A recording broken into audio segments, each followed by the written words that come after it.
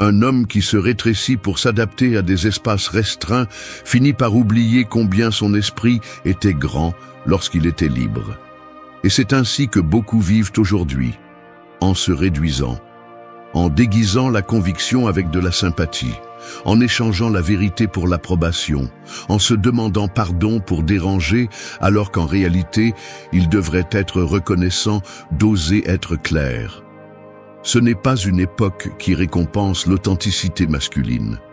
C'est une époque qui la punit, qui la pointe du doigt, qui la veut faible, aimable, malléable. Mais tu n'es pas né pour ça. Ce que tu vas entendre ici n'est pas une invitation à améliorer tes compétences sociales, ni à être plus stratégique pour plaire. C'est un appel brutal et nécessaire à cesser de te trahir pour être apprécié. Parce que plus tu t'adaptes, plus tu t'éloignes. Et plus tu prétends, plus tu te brises. Peu importe combien le niant, l'homme qui se respecte, qui parle sans mendier, qui reste ferme, le monde d'abord le dérange, puis l'admire. Beaucoup d'hommes aujourd'hui ont cessé d'être des hommes, non pas par manque de force physique, mais par peur de perdre de l'affection. Ils deviennent dociles, prévisibles, domestiqués émotionnellement. Ils avalent leur vérité, ils sourient par obligation, ils demandent la permission de ressentir. Et qu'est-ce qu'ils gagnent?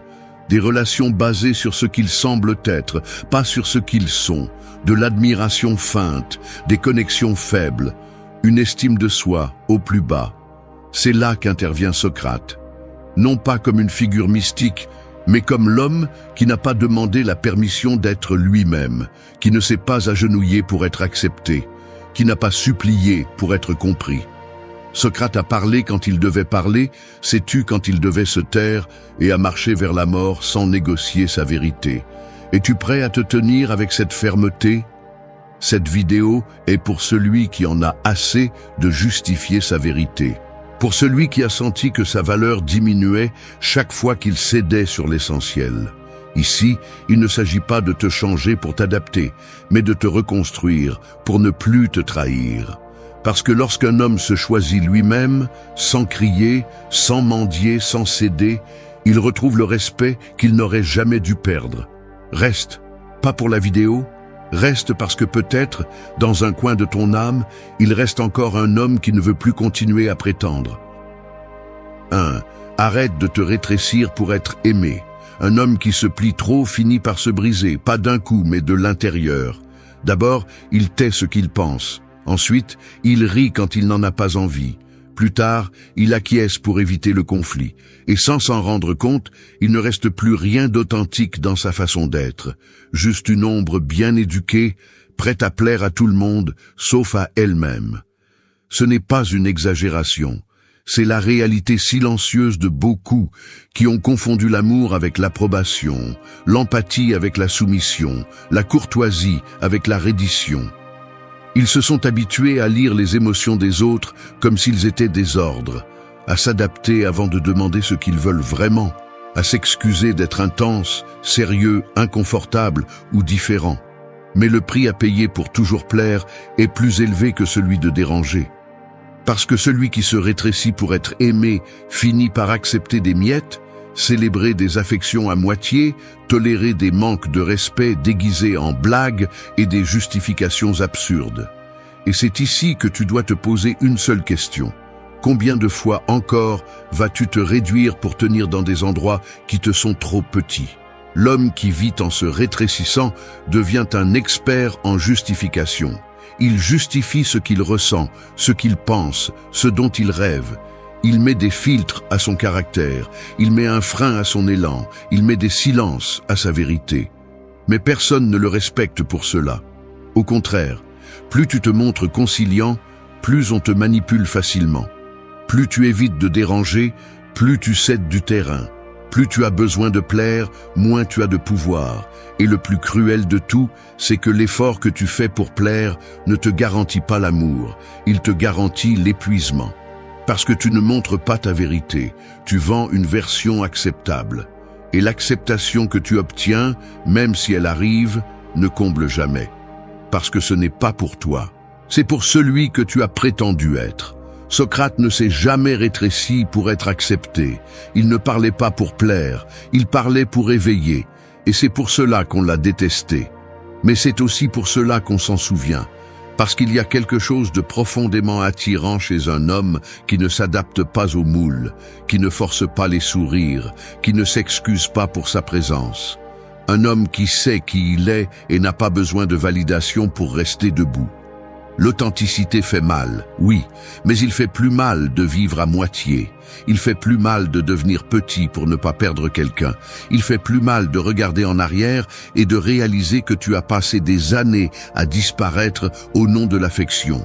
Et ce n'est pas de l'amour, c'est une prison construite avec de bonnes intentions et la peur du rejet. Arrêter de te rétrécir est un acte de respect. C'est dire « voici qui je suis », sans fioriture, sans masque, sans besoin d'être approuvé. C'est soutenir le regard sans expliquer. C'est parler clairement sans culpabilité. C'est être dans un lieu et ne pas demander la permission d'exister. C'est vivre comme si tu n'avais rien à gagner, parce que ce qui compte ne se mendie pas. Et oui, beaucoup partiront. Mais ceux qui resteront le feront pour ce que tu es vraiment. Et c'est là que commence le respect. C'est là que tu retrouves ton centre. Parce qu'aucun homme qui se respecte lui-même ne peut continuer à vivre courbé. Lève-toi, non pour imposer, mais pour t'habiter pleinement. Celui qui veut te voir, qu'il le fasse sans condition. Et celui qui ne supporte pas ta taille, qu'il s'éloigne. Tu n'es pas venu pour être petit, tu es venu pour être vrai. 2. Ton silence ferme en dit plus que 1000 explications. Le tonnerre ne prévient pas avant de fendre le ciel. Il tombe simplement. Et sa force ne réside pas dans sa durée, mais dans le moment précis où il se fait sentir. C'est ainsi que fonctionne le silence d'un homme qui se respecte. Il ne cherche pas à attirer l'attention, mais quand il apparaît, tout change. Car ce n'est pas ce que tu dis qui marque ta présence, c'est ce que tu soutiens sans avoir à l'expliquer. Nous vivons dans un monde bruyant, où tout est partagé, crié, débattu. Si tu ne réponds pas rapidement, ils pensent que tu fuis. Si tu n'expliques pas, ils pensent que tu caches quelque chose. Mais ce que peu de gens comprennent, c'est qu'il y a des silences qui ne naissent pas de l'évasion, mais de la clarté. Car lorsque tu sais qui tu es et pourquoi tu fais ce que tu fais, tu n'as pas besoin de faire des discours pour valider chaque pas. Le besoin de justifier constamment est une chaîne invisible. Chaque fois que tu t'expliques sans que personne ne l'ait demandé, tu demandes la permission. Et tu n'es pas venu au monde pour la demander. Tu es venu pour l'habiter avec fermeté. Le silence, lorsqu'il est conscient, est une forme de domination. Car pour ne pas réagir, tu dois d'abord avoir le contrôle. Et le contrôle n'est pas de la froideur. C'est une force intérieure. Beaucoup d'hommes ont confondu parler beaucoup avec être profond. Et ce n'est pas le cas. Il y a des gens qui ont besoin de 1000 mots pour dire ce que tu peux communiquer avec un regard.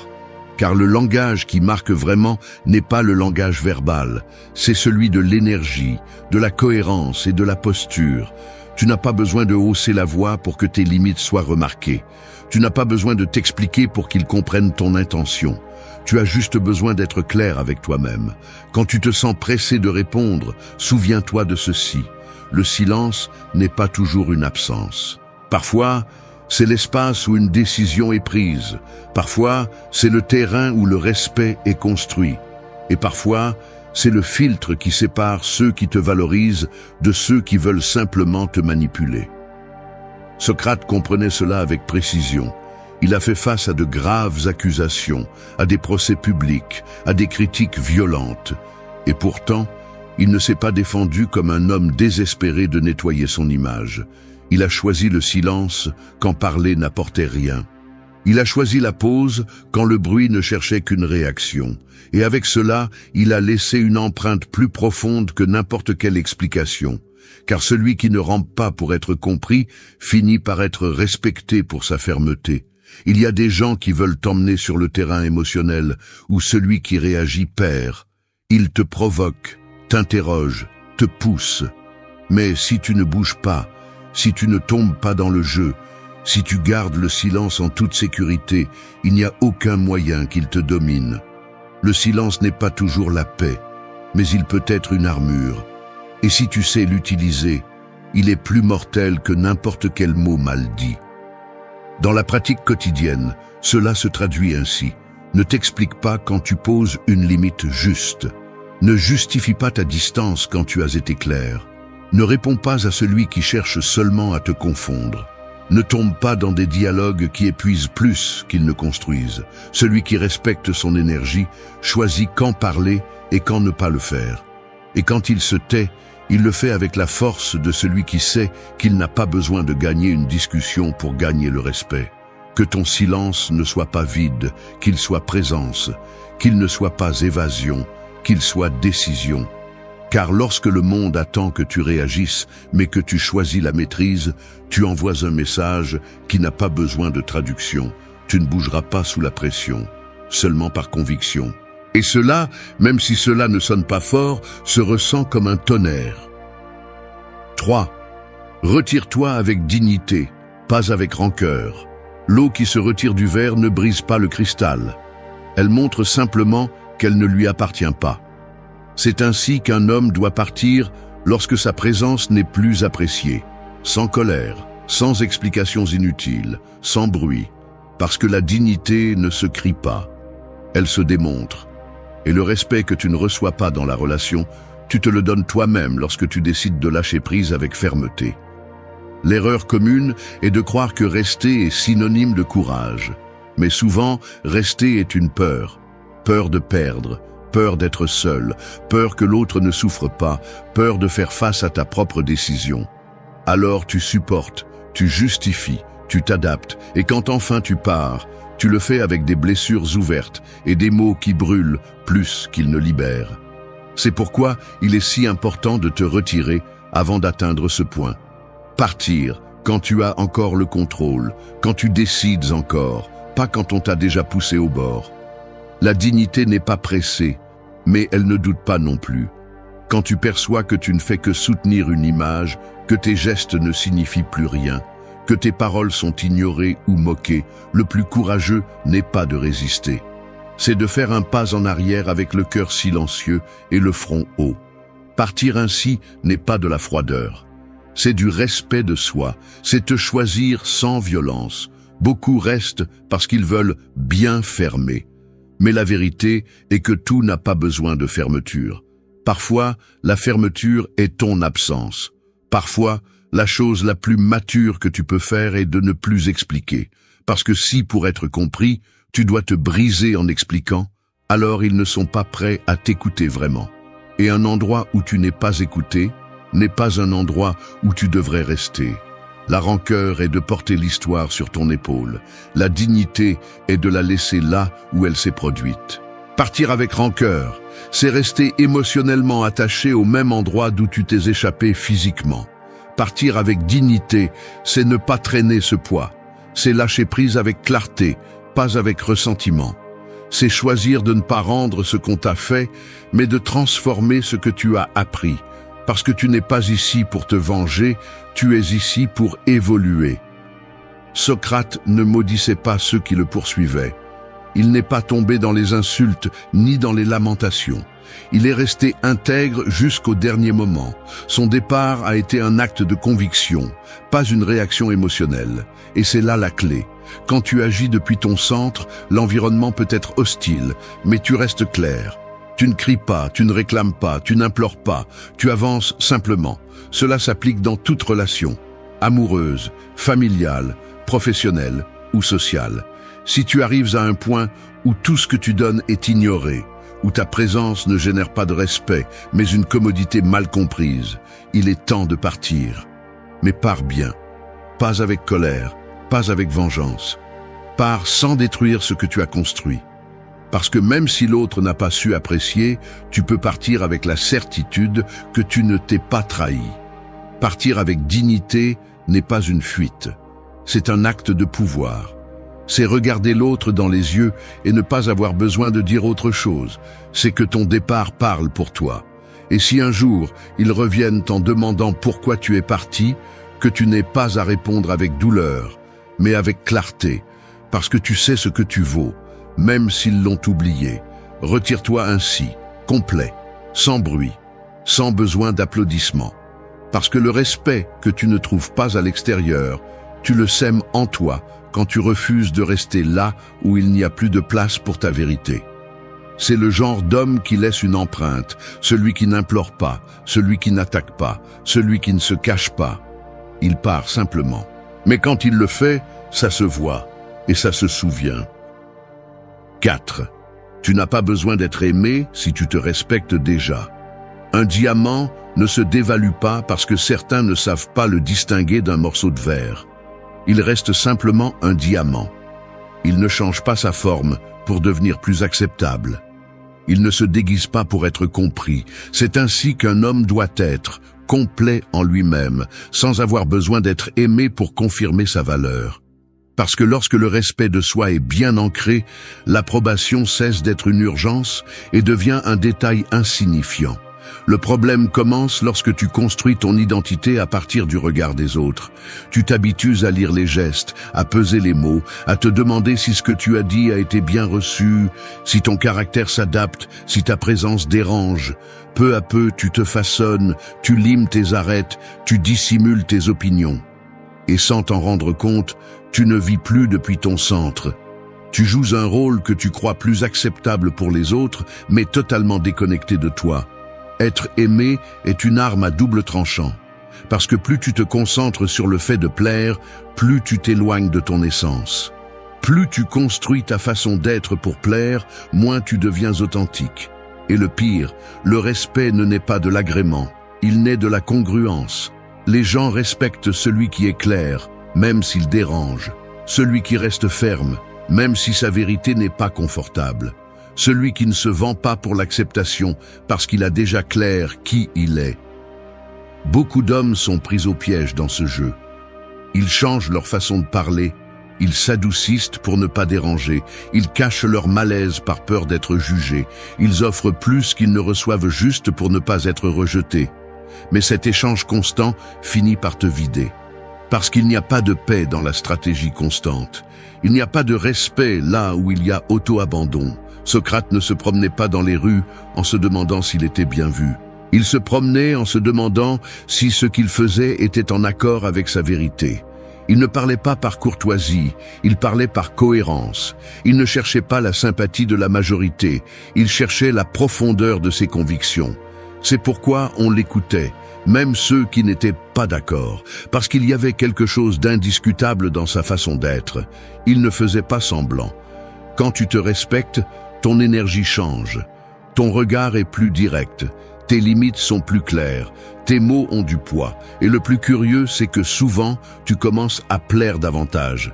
Non pas parce que tu le cherches, mais parce que l'authenticité a une force qui n'a pas besoin d'explication. Mais ce ne peut être l'intention. Parce que si tu cherches à nouveau à plaire en récompense, tu retombes dans le cycle. Tu n'es pas ici pour jouer une version socialement acceptable de toi. Tu es ici pour être complet, ferme, connecté. Tu es ici pour exprimer ta vérité avec intégrité, pas pour l'éditer en fonction de l'environnement. Tu es ici pour marcher sans avoir besoin d'être applaudi. Parce que le vrai respect ne s'achète pas avec des sourires. Il se cultive avec conviction. Dans ta vie quotidienne, cela se traduit par de petites décisions. Ne change pas d'opinion pour plaire. Ne te tais pas pour maintenir une ambiance artificielle. N'offre pas de compagnie si on t'utilise. Ne souris pas quand quelque chose ne te convient pas. Ne t'efforce pas de t'intégrer là où tu sais que tu devrais te trahir pour le faire. Parce que chaque fois que tu te sacrifies pour plaire, tu perds un fragment de ta vérité. Et aucun amour ne justifie ce prix. Ta valeur ne dépend pas de l'acceptation des autres. Elle dépend de ta volonté de maintenir ton essence même lorsque personne n'applaudit. Et si cela fait fuir certains, laisse-les partir. Le respect commence lorsque tu cesses de changer par peur de perdre de l'affection. Parce que qui tu es, sans fioriture, est déjà suffisant. Et quand tu le comprendras vraiment, tu ne m'en diras plus un sourire. Tu reviendras à toi, et personne ne pourra te l'enlever. 5. Celui qui cherche à être approuvé se perd. Rien n'est plus déroutant qu'un homme qui ne s'est pas choisi lui-même. Aujourd'hui, il dit ce que tu veux entendre. Demain, il change pour plaire à un autre. Et à la fin, quand personne n'est là, même lui ne sait pas ce qu'il pense, ce qu'il veut ou ce qu'il défend. Il s'est complètement effacé. Il est devenu expert en complaisance, mais ignorant de sa propre essence. Ce genre d'homme ne naît pas faible. Il se fabrique petit à petit. De la peur d'être rejeté, du souvenir d'avoir été ignoré pour être différent, du besoin inconscient de plaire, d'être bien vu, d'être nécessaire.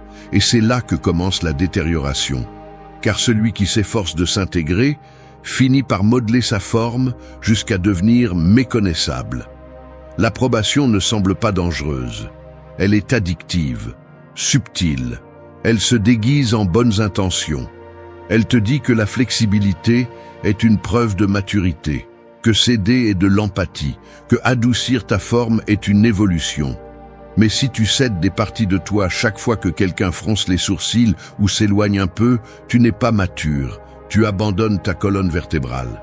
Et ce qui se brise en premier chez un homme qui veut plaire, c'est son caractère. On ne peut pas construire de pouvoir à partir du besoin. Si chaque mot que tu prononces est pensé pour plaire, alors tu ne dis jamais ce que tu penses vraiment. Tu dis ce qui se vend. Si chaque décision que tu prends dépend de la réaction de l'autre, alors tu ne choisis pas. Tu demandes la permission.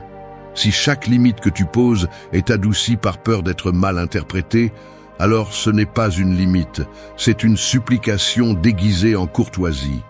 Socrate a été la preuve vivante que l'authenticité dérange. Et c'est bien qu'elle le fasse, parce que la vérité n'est pas toujours gentille, mais elle est propre.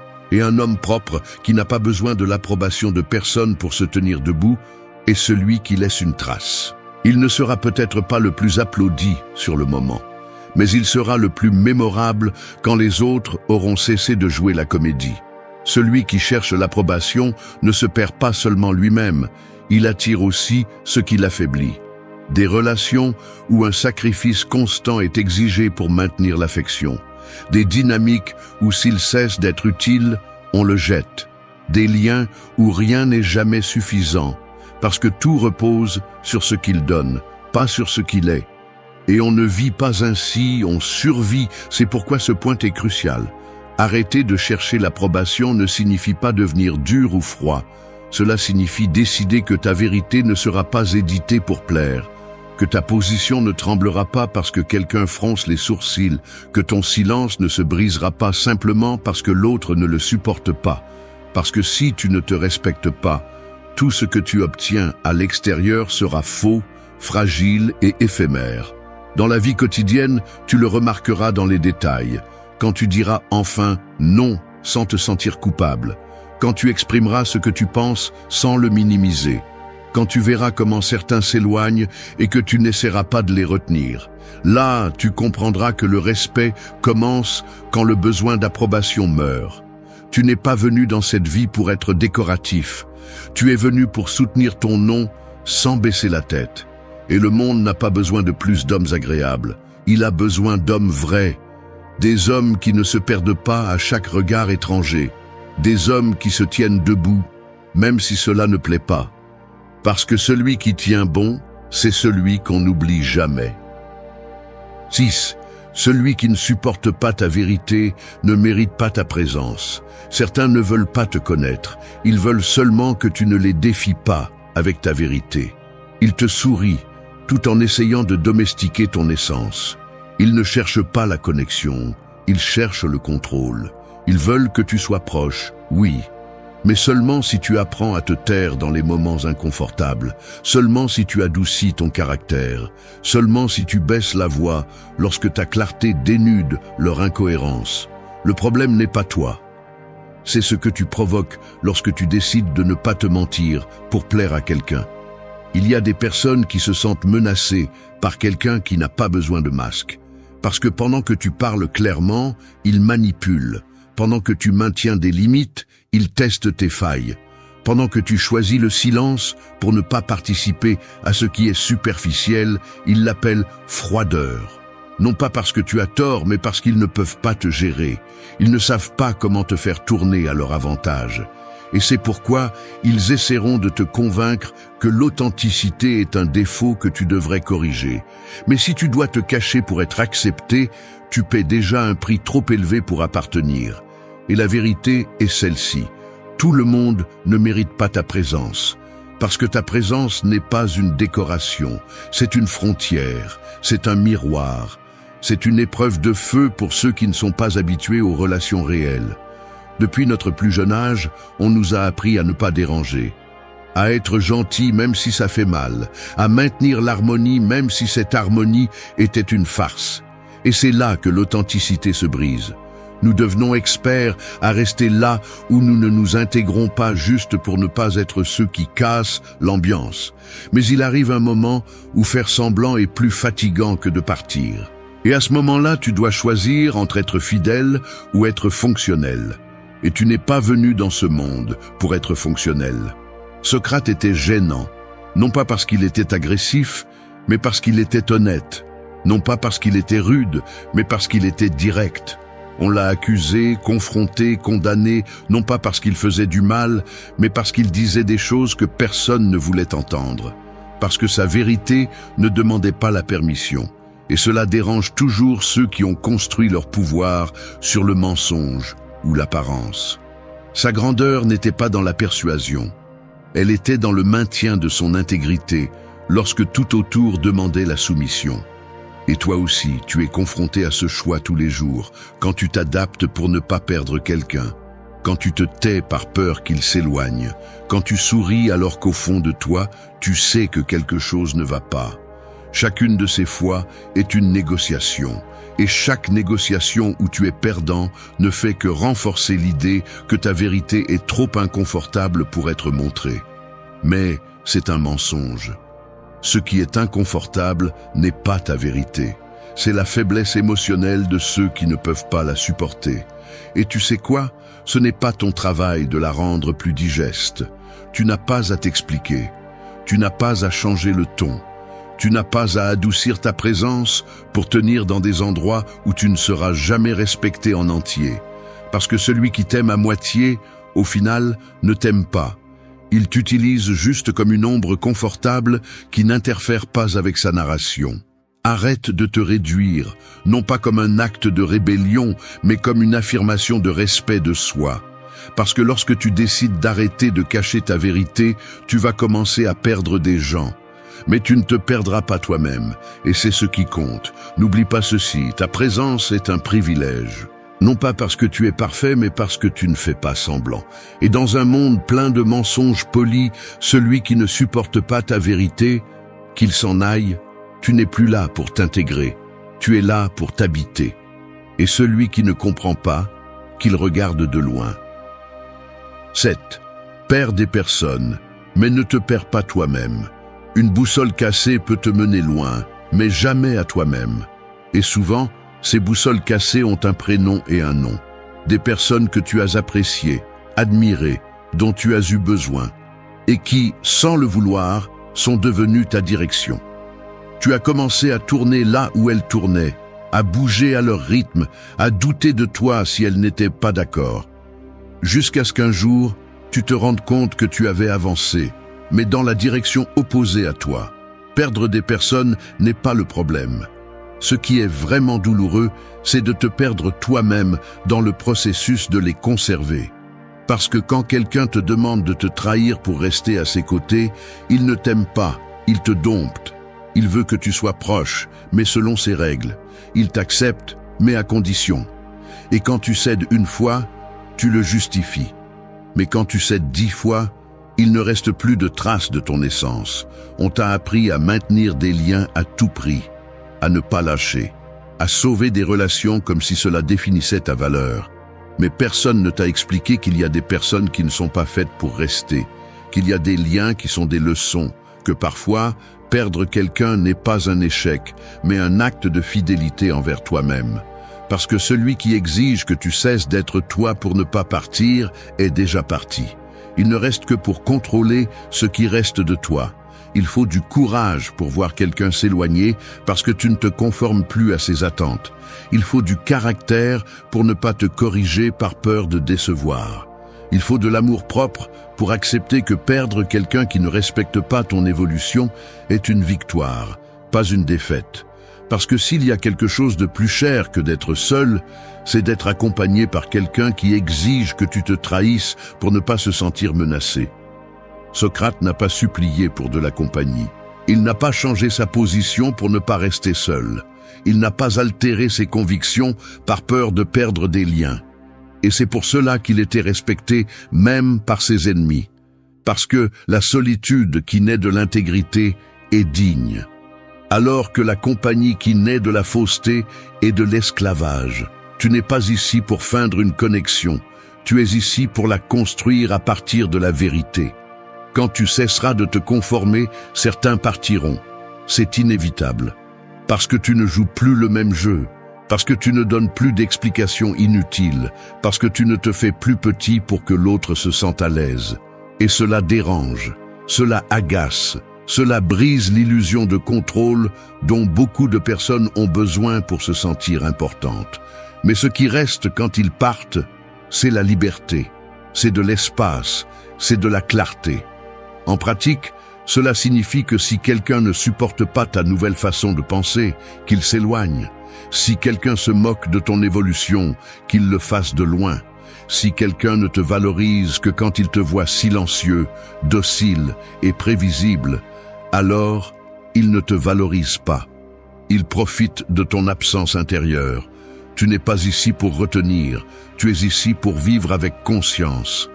Et cela inclut de savoir quand fermer la porte. Pas avec haine, pas avec rancœur, avec maturité. Parce qu'il y a des adieux qui sont des actes d'amour-propre. Et il y a des distances qui ne se mesurent pas en mètres, mais en cohérence. Donc oui, tu perdras des personnes. Et ça fera mal. Mais ça fera beaucoup plus mal de regarder en arrière un jour et de ne pas te reconnaître. Beaucoup plus mal de sentir que tu es resté, mais que tu as disparu au fond. Ne laisse pas cela arriver. Préfère perdre qui tu veux, sauf toi. Parce que tu es la seule présence que tu ne peux pas remplacer. La seule dont tu auras besoin jusqu'au dernier jour. Et la seule qui, si tu la maintiens ferme, attirera des relations qui ne t'exigeront pas de te réduire pour rester. 8. Tu n'es pas ici pour être domestiqué.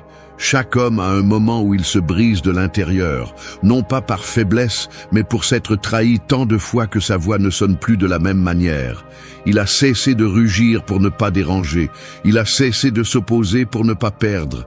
Il a cessé d'être lui pour devenir acceptable.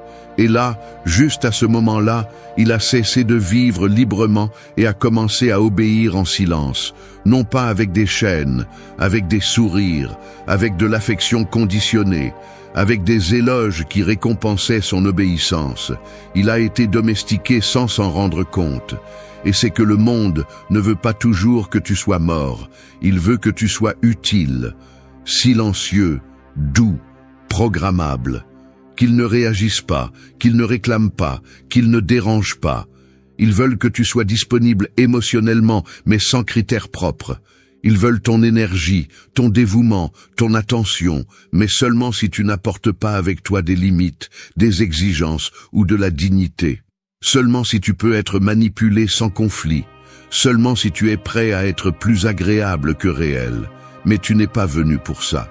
Tu es venu avec force, avec une opinion, avec instinct, avec la capacité de protéger, de construire et aussi de détruire si nécessaire. Tu es venu avec du caractère. Mais à un moment donné, on t'a appris que pour être aimé, tu dois d'abord arrêter d'être toi-même. Alors tu as commencé à limer tes griffes, à baisser la voix, à te corriger chaque fois que ta vérité était trop directe. Et chaque fois que tu l'as fait, tu as perdu quelque chose.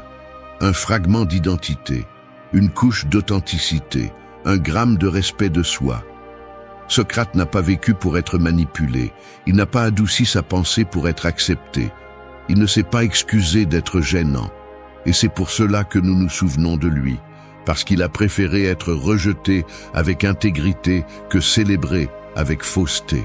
Il a bien compris. Quand un homme commence à négocier sa vérité, il finit par être un esclave émotionnel.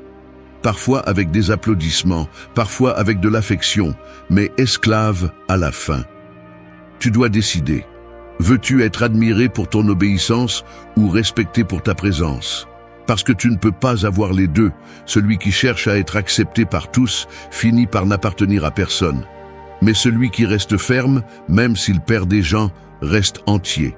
Et dans ce monde, rester entier est déjà un acte révolutionnaire. Il ne s'agit pas d'être dur par fierté. Il s'agit d'être fidèle à ce que tu ressens, même si personne d'autre ne le comprend. Il ne s'agit pas de rejeter l'affection. Il s'agit de ne pas accepter l'affection qui ne vient que lorsque tu es manipulable. L'homme domestiqué peut avoir de la compagnie, oui, mais il vit dans une prison sans barreaux. Et il n'y a pas de silence plus douloureux que celui d'un homme qui se tait pour ne pas perdre les autres. Le respect commence quand tu décides que tu ne vas plus t'expliquer pour être aimé, que tu ne vas pas te corriger chaque fois que quelqu'un fronce les sourcils, que tu ne vas pas négocier ton essence pour garder quelqu'un content. Parce que celui qui exige que tu deviennes plus docile pour rester ne mérite pas de rester. À partir d'aujourd'hui, souviens-toi de cela chaque fois que tu sens que tu dois adoucir ta force pour t'intégrer. Tu n'es pas ici pour être domestiqué. Tu es ici pour être clair, gênant, précieux, complet. Et si cela te laisse seul, que cela soit. Mieux vaut la solitude avec intégrité que la compagnie avec obéissance. Parce qu'un homme qui se respecte ne supplie pas pour rester. Il s'en va et laisse un silence qui ne se remplit pas avec n'importe quoi. Le bourreau n'attend jamais que sa victime cesse de le craindre. Il attend des pleurs, des supplications, du bruit. Ce qu'il n'attend jamais, c'est le silence. Ce silence dense, lourd, imperturbable. Celui qui ne supplie ni n'accuse. Il s'en va simplement. Et dans cet acte sans parole, tout son contrôle se brise. Il y a des silences qui sont comme des portes scellées par le feu. Ils ne s'ouvrent pas, ils ne s'expliquent pas. Et ce type de silence, lorsqu'il naît du ras-le-bol, de la dignité brisée et reconstruite avec calme, est le cri le plus terrifiant pour ceux qui ont un jour cru avoir du pouvoir sur toi. Parce que tu ne leur donnes plus ce qui les nourrissait. Ta réaction. Beaucoup te diront que le silence est passivité, que ne pas répondre est une faiblesse, que si tu ne cries pas, tu as perdu. Mais ceux qui ont réellement vécu sous l'ombre d'une relation toxique, d'un manipulateur, de quelqu'un qui tordait chaque mot pour avoir le dessus, savent que le silence conscient est la chose la plus violente que tu puisses faire sans élever la voix. Ce scénario n'est pas pour celui qui continue à mendier des réponses. Il est pour celui qui a décidé de tout fermer, pour celui qui a compris qu'il n'est pas nécessaire de discuter pour gagner, que tu n'as pas besoin d'une clôture quand tu deviens toi-même la sortie. Parce que la véritable croissance ne se montre pas avec des discours, elle se démontre avec de la distance, avec cette froideur émotionnelle qui n'est pas de la vengeance, c'est de la récupération. Celui qui te manipulait autrefois n'est pas blessé par ton départ. Il est blessé par le fait que tu n'expliques pas pourquoi, que tu ne préviens pas, que tu ne laisses pas de traces. Il est blessé par le fait que tu sois devenu une absence sans mode d'emploi pour revenir. Parce que celui qui se reconstruit en silence revient différent. Et souvent, il ne revient pas. Ce que tu es sur le point d'entendre n'est pas un sermon. Ce n'est pas une phrase d'auto-assistance. C'est un poignard de vérité enveloppé de calme. Ce sont 8 leçons stoïciennes applicables dans la vie quotidienne, conçues pour t'aider à récupérer ta place, ton esprit, ton centre, pour que tu apprennes à te taire non par peur, mais par respect pour toi-même, pour que tu coupes les liens avec élégance, pas avec scandale, et pour que tu ne réagisses plus jamais lorsque le prix est ta paix. Reste jusqu'à la fin. Parce que le silence, bien utilisé, n'est pas l'absence de voix. C'est la présence totale du pouvoir intérieur. Un part sans prévenir et laisse le vide le consumer. Un empire ne tombe pas à cause d'un cri, il tombe à cause du silence de ses colonnes lorsqu'elles ne soutiennent plus rien. C'est ainsi que certaines personnes s'effondrent également, non pas à cause de la dispute finale, mais à cause de ta décision de ne plus être là. Tu n'as pas prévenu, tu n'as pas pleuré, tu n'as pas demandé qu'il change. Tu es simplement parti. Et ce retrait, sans applaudissements ni claquement de porte, est ce qui fait le plus mal. Parce que ce qui n'est pas annoncé, ce qui n'est pas crié, ce qui est fait avec sérénité, frappe toujours plus fort. Beaucoup pensent que partir sans faire de bruit est un signe de capitulation, mais ils ne comprennent pas que c'est tout le contraire. C'est lorsque tu arrêtes enfin de demander la permission de prendre soin de ta paix. C'est lorsque tu ne donnes plus d'explications à ceux qui n'ont jamais fait l'effort de vraiment t'écouter. Disparaître n'est pas punir l'autre, c'est te sauver toi-même. C'est prendre ta présence, qui était autrefois offerte comme monnaie d'échange, et la remettre à sa place. Dans le sacré, dans le précieux, dans ce qui n'est pas disponible pour tout le monde. La stratégie n'est pas de blesser. Elle consiste à fermer le cycle sans laisser de portes entr'ouvertes. Lorsqu'une personne disparaît avec une fermeté intérieure, elle désarme complètement celui qui attendait une réaction, parce que c'est là que commence la perte de contrôle du manipulateur, dans l'incertitude. Ne pas savoir ce que tu penses, ne pas savoir si tu reviendras, ne plus avoir accès à ton énergie, cela les détruit plus que n'importe quel mot. Le stoïcisme ne te demande pas de fuir, il te demande d'agir avec raison. Et si la raison te dit que rester là est un épuisement, alors partir sans faire de bruit est la bonne réponse, sans rancune, sans fierté. Pas comme quelqu'un qui s'échappe, mais comme quelqu'un qui a compris que l'endroit où il se trouve n'est pas digne de sa présence. Et à ce moment-là, le silence devient ton langage le plus sage, un langage qui n'a pas besoin de justifier quoi que ce soit. Parce que lorsque quelque chose est déjà clair pour toi, il n'a pas besoin d'être expliqué. Celui qui se nourrissait de tes réactions ne saura pas quoi faire de ton calme. Celui qui espérait te voir tomber ne saura pas comment interpréter ta distance. Et celui qui pensait que tu serais toujours disponible apprendra que tu n'étais pas permanent. Tu étais juste loyal, jusqu'à ce que tu ne le sois plus. Et tu ne l'as pas annoncé, tu l'as simplement fait. N'écris pas un message d'adieu, ne prépare pas une dernière conversation, ne cherche pas à être compris. Fais tout en silence, parce que le vide qui reste lorsque tu pars sans faire de bruit en dit plus que n'importe quel argument. Et ce vide, lorsqu'il naît de ta dignité retrouvée, a le pouvoir de réorganiser ton monde. Parce que maintenant, tu n'attends plus d'être compris. Tu es occupé à te reconstruire là où tu peux grandir. La pratique stoïcienne consiste à te maîtriser d'abord toi-même, à contrôler tes impulsions, ton besoin de te défendre, de crier ta douleur. Ici, tu apprends qu'il y a des choses qui ne se discutent pas, elles se surmontent, qu'il y a des batailles qui ne se gagnent pas en parlant, mais en s'éloignant, et que le silence, lorsque tu l'utilises consciemment, est la réponse la plus ferme, la plus mature et la plus puissante que tu peux offrir. Alors oui, disparais sans faire de bruit. Fais-le sans prévenir, sans colère, sans besoin que quelqu'un comprenne ta décision, parce que celui qui a besoin de vengeance est encore piégé. Mais toi, tu n'es plus là. Maintenant, tu es l'écho de ce qui a été une fois et le début de ce que tu ne permettras plus jamais. 2. Ne réagis pas, laisse leur besoin de contrôle s'étouffer tout seul. Une marionnette ne bouge que si on tire les fils, et c'est toi qui décides si ses fils restent connectés à ton corps. Chaque fois que tu réagis, tu cèdes le contrôle. Chaque fois que tu réponds impulsivement, quelqu'un d'autre te fait bouger. Et l'ironie, c'est que pendant que tu crois défendre ta position, ils ne font que profiter de ton épuisement. Parce que le véritable carburant d'un manipulateur est ta réaction.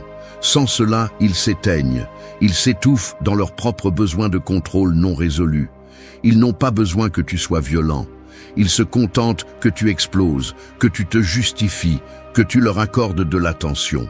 C'est pourquoi, lorsque tu choisis de ne pas réagir, tu n'es pas indifférent. Tu brises la chaîne qui leur donnait du pouvoir sur toi. Le silence n'est pas seulement l'absence de mots, c'est aussi la présence de l'autocontrôle. C'est cette pause qui transforme l'émotionnel en rationnel. C'est cette barrière invisible qui s'interpose entre l'impulsion et l'action. Parce qu'il y a des batailles qui se perdent en une seconde d'impulsion, en répondant ce que tu ne devrais pas, en montrant la blessure quand elle saigne encore. Le stoïcisme l'enseigne clairement. Tu ne peux pas contrôler ce que les autres font, mais tu peux maîtriser ta propre réponse. Et cette différence change tout, parce que lorsque tu cesses de réagir, ce n'est pas que tu abandonnes, c'est que tu choisis où il vaut la peine de mettre ton énergie. Ne pas répondre n'est pas de l'indifférence, c'est de la stratégie, c'est de la maturité émotionnelle. C'est la façon la plus claire de dire « tu n'entres plus ici ». Parce que lorsque tu ne cèdes plus au jeu du drame, lorsque tu ne donnes plus d'explications que personne ne valorise, lorsque tu laisses passer les provocations sans bouger d'un centimètre, tu dis à l'autre qu'il n'a plus de pouvoir sur toi.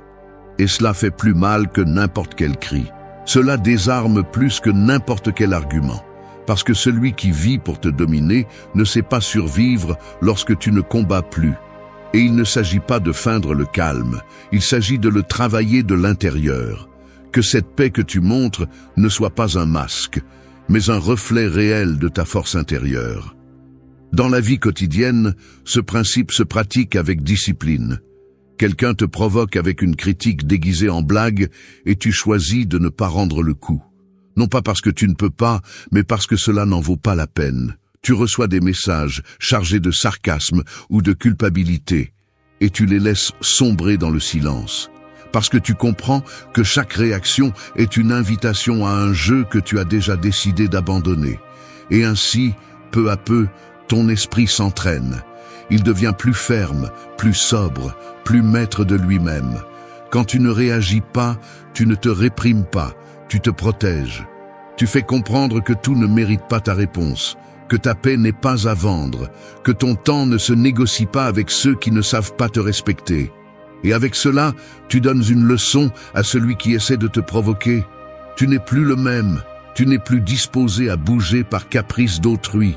Maintenant, ton calme ne dépend pas de l'environnement, mais de toi.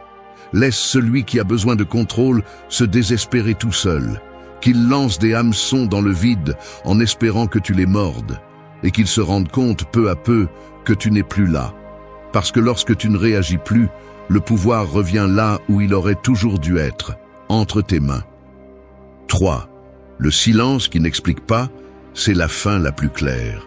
Quand une bougie s'éteint, elle ne fait pas de bruit. Elle ne laisse que l'obscurité et une odeur de faim. Elle ne donne pas d'avertissement, elle ne fait pas de discours. Elle s'éteint simplement.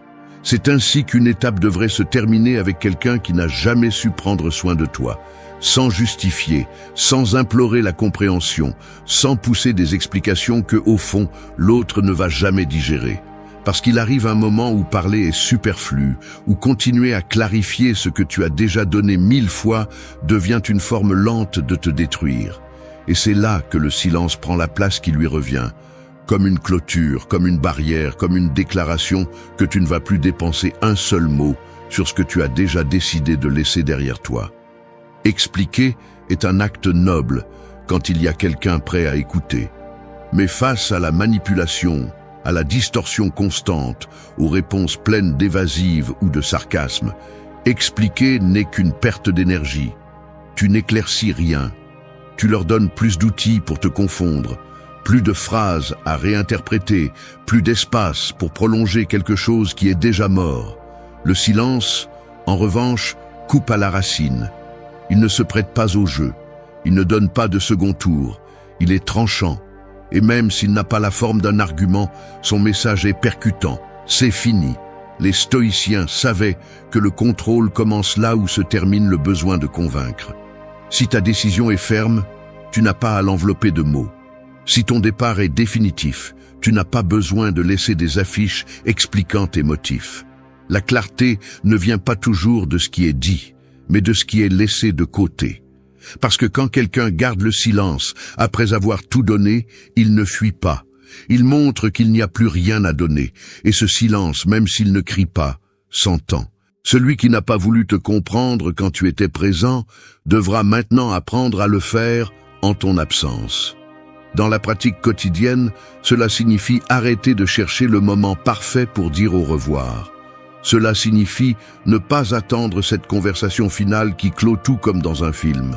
Parce que la vie réelle ne donne pas toujours cette clôture. Parfois, il te suffit de partir, sans répondre au dernier message, sans retourner le dernier appel, sans faire cet effort supplémentaire pour tout clarifier, parce que celui qui voulait comprendre l'aurait déjà fait, et celui qui ne le voulait pas ne le fera jamais. Ta clarté ne doit pas dépendre de la compréhension des autres. Ta paix n'a pas à être validée par celui qui l'a brisée. Tu n'es pas obligé d'être compréhensible pour celui qui a choisi de te blesser. Tu n'es pas en dette avec quiconque pour avoir choisi ton bien-être. Et si quelqu'un te traite d'égoïste pour te taire, pour te retirer, pour ne plus donner d'explication, alors cette personne est seulement contrariée parce qu'elle ne peut plus contrôler le scénario. Le silence leur enlève ce pouvoir. Il leur arrache le protagonisme.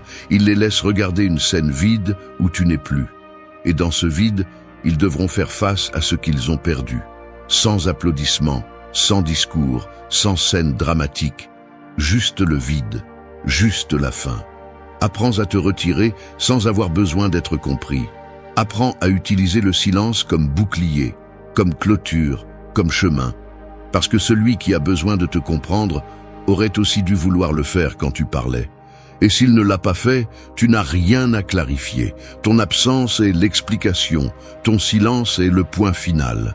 Et même s'il ne sonne pas à rien, il dit absolument tout. 4. Ferme l'accès émotionnel sans prévenir. Une maison peut sembler debout, mais si tu enlèves les clés à celui qui entrait sans permission, tout change. Peu importe combien de fois il frappe à la porte ou combien d'excuses il a sous le bras, s'il n'a pas accès, il reste dehors. Il en va de même pour les émotions. Tu n'as pas toujours besoin de crier que tu fermes une étape. Il suffit de retirer à cette personne l'accès à toi. Sans scandale, sans avertissement, sans donner d'explication. Tu fermes simplement et c'est tout. Parce que tout le monde ne mérite pas de savoir quand et comment tu as perdu patience, encore moins quand tu as décidé de commencer à la protéger. Pendant longtemps, on t'a conditionné à croire que si tu ne parlais pas de tout, tu étais immature, que si tu n'expliquais pas ta distance, tu étais injuste, que si tu ne donnais pas une clôture, tu étais le méchant. Mais il y a des moments où parler n'ajoute rien, des moments où chaque mot supplémentaire n'est qu'une autre façon de les laisser revenir. C'est pourquoi, au lieu d'annoncer que tu fermes l'accès émotionnel, fais-le simplement. Parce que celui qui veut te confondre a juste besoin que tu laisses une fissure ouverte. Et tu n'es plus là pour laisser les portes entr'ouvertes. Fermer l'accès émotionnel signifie arrêter de réagir, mais aussi arrêter d'attendre. Arrêter de vérifier s'ils comprennent, s'ils changent, s'ils reconnaissent un jour ce que tu as fait. Parce qu'il ne s'agit pas de punir, il s'agit de protéger ton énergie. Le silence n'est pas un outil de vengeance. C'est un mur que tu construis lorsque tu n'es plus disposé à permettre à quelqu'un d'entrer et de bouger tes émotions comme s'il en était le propriétaire. C'est une décision ferme, stoïque, consciente. C'est savoir que ton bien-être n'a pas besoin d'être annoncé, il a juste besoin d'être blindé. Au quotidien, cela peut se traduire par arrêter de répondre avec urgence, arrêter de justifier chaque émotion, arrêter de nourrir des liens qui ne font que t'épuiser. Il ne s'agit pas de devenir froid ou de te fermer au monde. Il s'agit de fermer la porte à celui qui ne savait se nourrir que de tes réactions, à celui qui utilisait ton empathie pour te manipuler, à celui qui confondait ta proximité avec une disponibilité inconditionnelle. Fermer l'accès émotionnel est un acte de respect de soi, pas d'orgueil. Celui qui te valorisait vraiment n'avait pas besoin de contrôler ce que tu ressentais. Il n'avait pas besoin de te provoquer ni de t'éteindre. Il ne jouait pas avec tes émotions pour se sentir fort. Mais celui qui le faisait va remarquer la différence quand il ne pourra plus t'accéder. Il va essayer de revenir. Il va utiliser des souvenirs, des culpabilités, des promesses, des mots vides. Mais tu n'es pas obligé d'ouvrir, ni de répondre, ni de reculer. Parce que maintenant tu comprends, prendre soin de ta paix signifie aussi savoir à qui tu ne peux plus laisser entrer. Les stoïciens parlaient du contrôle sur l'interne, de la maîtrise de soi comme base de toute vertu. Lorsque tu fermes l'accès émotionnel, tu exerces exactement cela. Tu ne donnes plus ton attention par inertie. Tu ne prêtes plus ton émotion à celui qui ne sait pas en prendre soin. Tu ne t'épuises plus à essayer de corriger ce qui n'est pas né pour être guéri. Et là, dans cet acte ferme de fermeture sans bruit, commence ta véritable libération. Tu n'as pas besoin de cérémonie, tu n'as pas besoin de discours, tu as juste besoin de conviction. Et quand tu l'auras, le silence fera le reste. Parce que celui qui ne peut plus entrer comprendra finalement qu'il a perdu le privilège. Et toi, sans le dire, tu auras récupéré quelque chose de beaucoup plus précieux que n'importe quelle explication, le contrôle sur toi-même. 5. Ne cherche pas d'excuses là où il y avait l'intention de te blesser. Un couteau ne glisse pas 3 fois au même endroit par accident. Si quelqu'un répète le mal, ce n'était pas une erreur, c'était une décision. Et quand tu comprends cela, quand tu arrêtes de couvrir d'excuses ce qui était clairement intentionnel, alors quelque chose en toi s'éveille. Tu ne cherches plus d'excuses, non pas parce que tu ne les mérites pas, mais parce que tu n'as plus besoin qu'on te les donne pour clore le cycle. Il te suffit de regarder les faits et de reconnaître ce que beaucoup préfèrent nier, qu'il y a des personnes qui savaient exactement ce qu'elles faisaient, et elles l'ont fait quand même. Combien de fois t'es-tu retrouvé à attendre des excuses qui n'arrivaient jamais, espérant qu'on reconnaisse enfin le mal que tu as subi, qu'on admette qu'on s'est trompé, qu'on te dise « je ne voulais pas te faire ça ». Mais le temps passe, et tout ce que tu reçois, ce sont des phrases vides, des excuses mal déguisées ou, pire encore, le silence, l'indifférence, comme si ta douleur n'existait pas. Et te voilà, portant la culpabilité des autres, justifiant l'injustifiable, croyant que comprendre leur motivation est plus important que de respecter tes limites. Le silence devient puissant lorsque tu l'utilises pour te protéger de ce piège. Lorsque tu décides de ne plus entamer une conversation avec quelqu'un qui a blessé intentionnellement, ce n'est pas de l'orgueil, c'est de la lucidité. C'est le moment précis où tu arrêtes de chercher à comprendre et commences à te respecter. Parce qu'une véritable excuse ne se supplie pas, elle s'offre. Et si elle n'est pas arrivée quand tu en avais le plus besoin, alors elle ne vaut plus la peine. Du point de vue stoïcien, la valeur réside dans l'acceptation de ce qui a été, non dans sa dissimulation. Si quelqu'un a agi avec mépris, manipulation ou violence émotionnelle, ce n'est pas à toi de trouver une bonne raison à cela. Ton devoir est envers toi-même, avec ta dignité, avec ta paix. Et dans cet engagement personnel, le silence est aussi une façon de dire stop. C'est la façon la plus mature de te retirer d'une conversation qui continue à faire mal. C'est fermer la porte non pas parce que tu es, mais parce que tu as compris qu'il n'y a pas de croissance là-bas. Dans la vie quotidienne, cela se traduit par ne pas insister pour obtenir des mots qui valident ta blessure. Ne pas rester accroché à des messages ambigus en attendant une clarté que l'autre ne te donnera jamais. Ne pas retomber dans le piège du « ce n'était pas mon intention » lorsque les actes ont parlé clairement. Parfois, une personne n'a pas besoin de te crier dessus pour montrer son mépris. Son indifférence suffit, son manque d'empathie, son besoin d'avoir toujours raison au détriment de tes émotions. Apprends à utiliser le silence aussi pour cela, pour mettre fin à ta recherche, pour comprendre que tu n'as pas besoin qu'on reconnaisse ce que tu sais déjà.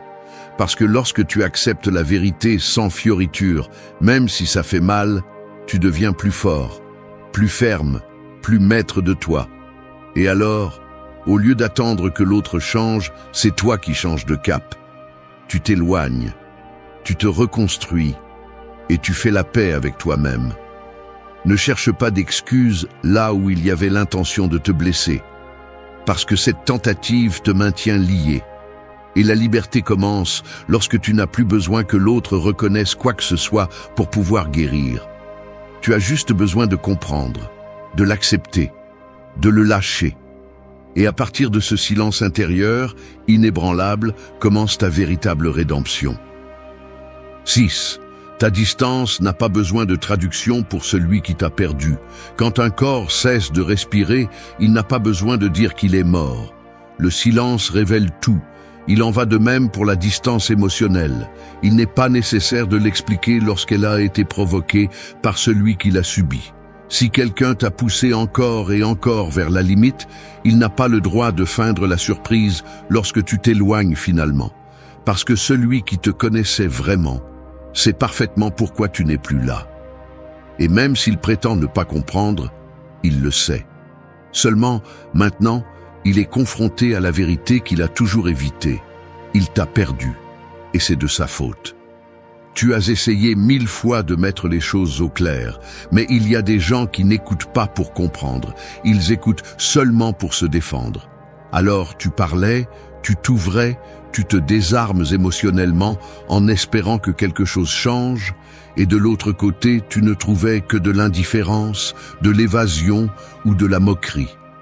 Et il arrive un moment où l'âme se fatigue, où tu comprends que tu ne peux plus insister dans un endroit où tu ne fais que t'épuiser. Alors tu ne dis plus rien, non pas parce que tu manques de mots, mais parce qu'il ne vaut plus la peine de les prononcer. Et tu pars, pas physiquement au début, mais émotionnellement. Tu te fermes, tu te refroidis, tu te déconnectes. Et c'est à ce moment-là que le véritable changement commence. La distance émotionnelle n'est pas l'absence d'amour. C'est la présence de dignité. C'est la décision de ne plus négocier ta valeur avec celui qui n'a jamais voulu la reconnaître. Parce que si tu t'es efforcé, si tu as parlé avec honnêteté, si tu as donné des opportunités et que rien n'a été suffisant, alors la seule réponse cohérente est de partir sans regarder en arrière et de le faire sans l'annoncer, sans drame, sans avertissement. Parce que les gens qui t'aiment vraiment n'ont pas besoin que tu leur rappelles ce qu'ils ont gâché. Ils le savent. Et ce qui leur fait le plus mal n'est pas ton silence, c'est son écho. La pensée stoïcienne ne t'invite pas à être froid par orgueil, mais à être ferme pour ta santé mentale. Tu ne devrais pas avoir à t'expliquer chaque fois que quelqu'un fait semblant de ne pas comprendre. Ta distance n'est pas un jeu ni une stratégie.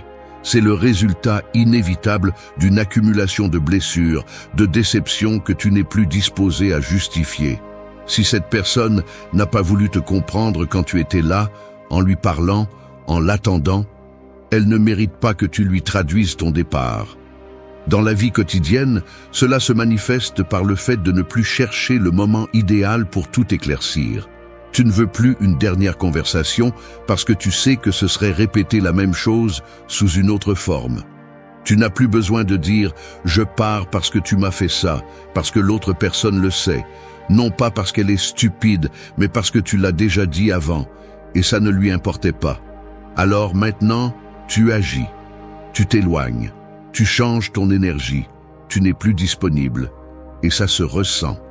Même si tu ne dis rien, ta nouvelle posture se voit dans ton regard, dans ton ton, dans ton absence. Et cela parle plus que n'importe quel discours. Celui qui perd ta présence doit faire face au vide, et si ce vide ne lui dit rien, alors cela confirme que ta distance était la meilleure chose que tu pouvais faire. Parce que la loyauté ne se mendie pas, elle se reconnaît. Et si elle n'a pas été reconnue, il ne mérite pas que tu l'expliques. Ton silence n'a pas besoin de traduction. Ton absence a tout dit. Et toi, sans avoir besoin de te justifier, tu es enfin en paix. 7. Construis-toi loin de ceux qui n'ont su que te briser. Un arbre ne repousse pas droit si tu continues à l'attacher au même poteau tordu qui l'a forcé à se pencher. Et tu ne peux pas non plus guérir si tu restes lié à ce qui t'a déformé émotionnellement. Il y a des environnements qui ne permettent pas la reconstruction, des personnes qui n'offrent ni paix ni vérité, des liens où tout ce que tu as donné a été utilisé contre toi. Rester là, essayer de fleurir là où il n'y a eu que déracinement, c'est te condamner à répéter une chute silencieuse chaque jour. Et il n'y a pas de processus de guérison qui fonctionne s'il est toujours contaminé par la même présence qui l'a fracturé. Tu n'es pas obligé de réparer ce que les autres ont détruit. Tu n'as pas à porter des culpabilités qui ne te reviennent pas. Et surtout, tu n'as pas besoin de continuer à justifier la proximité de ceux qui ont montré qu'ils ne savaient pas prendre soin de toi. Il y a des compagnies qui n'étaient pas une erreur, mais un avertissement. Et si ce que tu as vécu était une manipulation émotionnelle, un épuisement constant, une guerre psychologique déguisée en lien, alors le plus sain n'est pas de t'expliquer, c'est de t'éloigner, mais pas avec du bruit, ni en cherchant la vengeance. juste avec fermeté, avec détermination, avec un type de silence qui n'a pas besoin de convaincre personne, parce que tu as tout compris. Se reconstruire nécessite un type de solitude que tous ne sont pas prêts à embrasser. Ce n'est pas de l'isolement, c'est de l'espace. De l'espace pour que l'esprit se range, pour que le corps respire, pour que la dignité se réorganise. Et cet espace ne se trouve pas tant que tu continues à donner des secondes chances à celui qui a joué avec la première. Il y a des liens où tu n'es pas toi, où tu vis sur la défensive, où chaque mot peut se retourner contre toi. Te reconstruire loin, c'est te débarrasser de ce fardeau, même si ça fait mal, même s'il reste encore de l'attachement, même si tu as l'impression de t'arracher quelque chose. Le stoïcisme ne propose pas l'isolement émotionnel comme punition, mais comme phase nécessaire pour la rencontre avec soi-même. Quand tu choisis de t'éloigner de ceux qui ne savaient que te briser, ce que tu fais n'est pas de fermer des portes, c'est de t'ouvrir la possibilité de construire sans sabotage. Parce que guérir à côté de la douleur, c'est comme essayer de dormir avec une sirène qui sonne à côté. Tu peux feindre le calme, mais à l'intérieur, tout est en alerte. Et aucune croissance authentique ne naît de l'alerte, seulement du calme. Te reconstruire loin, c'est aussi arrêter de justifier l'injustifiable. C'est arrêter de dire « ce n'est pas si grave, il a des bons côtés, parfois il change ». C'est rompre avec l'habitude de maquiller la maltraitance avec des excuses apprises. C'est arrêter de défendre celui qui ne s'est pas défendu lui-même pour ne pas te blesser. Et surtout, c'est se rappeler que tu n'as pas besoin de fermer des cycles avec celui qui les a brisés. Tu peux fermer en silence, à ton rythme, sur ton terrain, et personne n'a à le comprendre. Parce que tu ne rends pas justice à l'autre, tu te rends justice à toi-même. Dans la vie quotidienne, cela signifie éliminer le besoin d'être disponible pour celui qui n'était pas là pour toi. Cela signifie retirer l'attention, le message, l'énergie. Non par indifférence, mais par maturité. C'est comprendre que guérir n'est pas une vengeance, c'est un choix. Que la distance n'est pas de la froideur, c'est de la protection. Et que revenir à toi implique nécessairement de laisser derrière ce qui t'a éloigné de toi en premier lieu. Quand tu décides de te reconstruire loin de ceux qui n'ont su que te briser, quelque chose change en toi. Tu n'as plus besoin qu'on te valorise. Tu n'attends plus qu'on le reconnaisse. Tu te contentes de sentir que tu redeviens toi. Sans masque, sans peur, sans le poids de soutenir quelque chose qui ne faisait que te faire mal. Et dans ce nouvel espace que tu construis en silence, enfin, tu deviens fort, mais cette fois, pour de vrai. 8. Ne retourne jamais là où ton absence a plus de valeur que ta présence. Une ombre n'apparaît que lorsqu'il y a de la lumière, mais si tu deviens invisible pour ceux qui prétendaient te voir, tu n'es pas dans un endroit sombre, tu es au mauvais endroit. Et quand tu découvres que ton absence pèse plus que ta présence, qu'on ne te cherche que lorsque tu disparais, qu'on ne te demande que lorsque tu n'es plus disponible, alors tu n'es pas aimé, tu es manqué par commodité, pas par valeur. Et y retourner serait renoncer à tout ce que tu as appris à tes dépens. Ne te trompe pas, tout ce qui est manqué n'est pas respecté. Parfois, tu es manqué parce qu'ils ne peuvent plus utiliser ce que tu offrais. Parce qu'ils n'ont plus personne à manipuler, à blâmer, à user. Mais ce n'est pas de l'affection, c'est du vide. Et ce vide a été provoqué par ton silence, ta distance, ta décision ferme de ne plus rester dans un endroit où on ne te remarquait que lorsque tu partais. C'est pourquoi tu ne devrais pas revenir. Parce que si tu as été ignoré quand tu étais là, il n'y a aucune garantie que ton retour ne sera pas à nouveau pris pour acquis. Comme quelque chose de faible, comme quelque chose qu'ils peuvent à nouveau contrôler. Revenir là où tu n'as pas été valorisé, c'est donner une seconde chance à la douleur. C'est jouer à nouveau sur un terrain que tu connais déjà et où tu as déjà perdu. Et cette fois, si tu tombes, ce ne sera pas par naïveté, ce sera par refus d'accepter ce que tu savais déjà. La vie t'a montré qui était qui. Elle t'a appris à coup ce que tu ignorais avec des mots. Ne l'oublie pas. Parce que chaque fois que tu reviens, tu donnes une partie de ton processus. Tu donnes la paix, tu donnes la croissance. Et tu le fais pour une idée qui n'existe plus, pour une version du lien que tu étais le seul à maintenir. La pensée stoïcienne ne repose pas sur la fierté mais sur l'intégrité. Il ne s'agit pas de se fermer à tout, mais de reconnaître avec une totale clarté ce qui ne doit pas se répéter. Là où tu as été ignoré, ne parle plus. Là où tu as donné et où il n'y a pas eu de réciprocité, ne donne plus. Là où ta présence n'a pas été soignée, ton absence doit rester ferme, non pas comme une punition, mais comme une preuve que tu as appris. Que ton silence n'est plus une stratégie, mais une philosophie de respect de soi. Parce que celui qui a compris sa valeur ne se rabaisse plus à être une option. Dans la vie quotidienne, c'est aussi simple que de résister à la tentation du message qui arrive tard, du « tu me manques » quand ça ne fait plus mal, du « j'ai changé » quand tu n'as rien demandé. Ne tombe pas dans ce piège. Ne retourne pas là où on te traitait comme si tu étais de trop. Si ton absence a éveillé la conscience, qu'ils résolvent cela à partir de leur propre processus. Tu n'as pas à redevenir une partie du décor pour que les autres apprennent leur leçon. Tu as déjà appris la tienne. Toutes les portes ne doivent pas être ouvertes à nouveau. Certaines doivent rester fermées.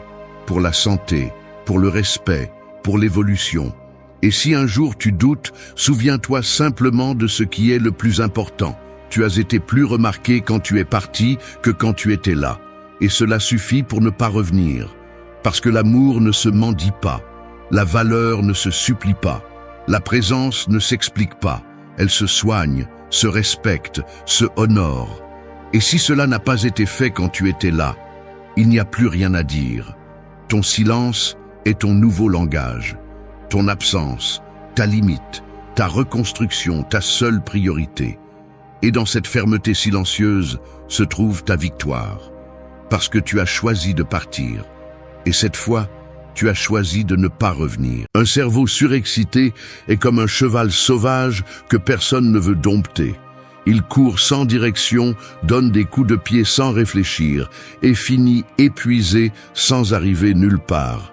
C'est ainsi que beaucoup de gens sont aujourd'hui. Pas fatigués par un excès de travail, mais par un excès de bruit. Pas brisés de l'intérieur, mais engourdis. Ils demandent à la vie de la motivation tout en avalant tout ce qui les déconnecte. Écran, sucre, bruit, validation extérieure et distraction bon marché. Et le pire n'est pas qu'ils sont perdus. Le pire est qu'ils ont normalisé cela. Ils se sont habitués à vivre sans énergie, sans but, sans clarté. Et ils appellent cela routine. Ils ont oublié que la dopamine n'est pas un bouton qui s'active en regardant des vidéos, en mangeant par anxiété ou en attendant des miracles. C'est une étincelle qui s'allume avec la discipline, la concentration, avec des actions alignées avec qui vous voulez vraiment être. Si aujourd'hui vous n'avez envie de rien, si vous avez du mal à vous concentrer, si vous vivez d'impulsion en impulsion sans comprendre pourquoi vous vous sentez de plus en plus vide, ce n'est pas de votre faute, mais c'est bien votre responsabilité. Parce que personne ne viendra vous sauver, personne ne vous rendra votre respect de soi si vous le donnez à chaque fois que vous choisissez la facilité.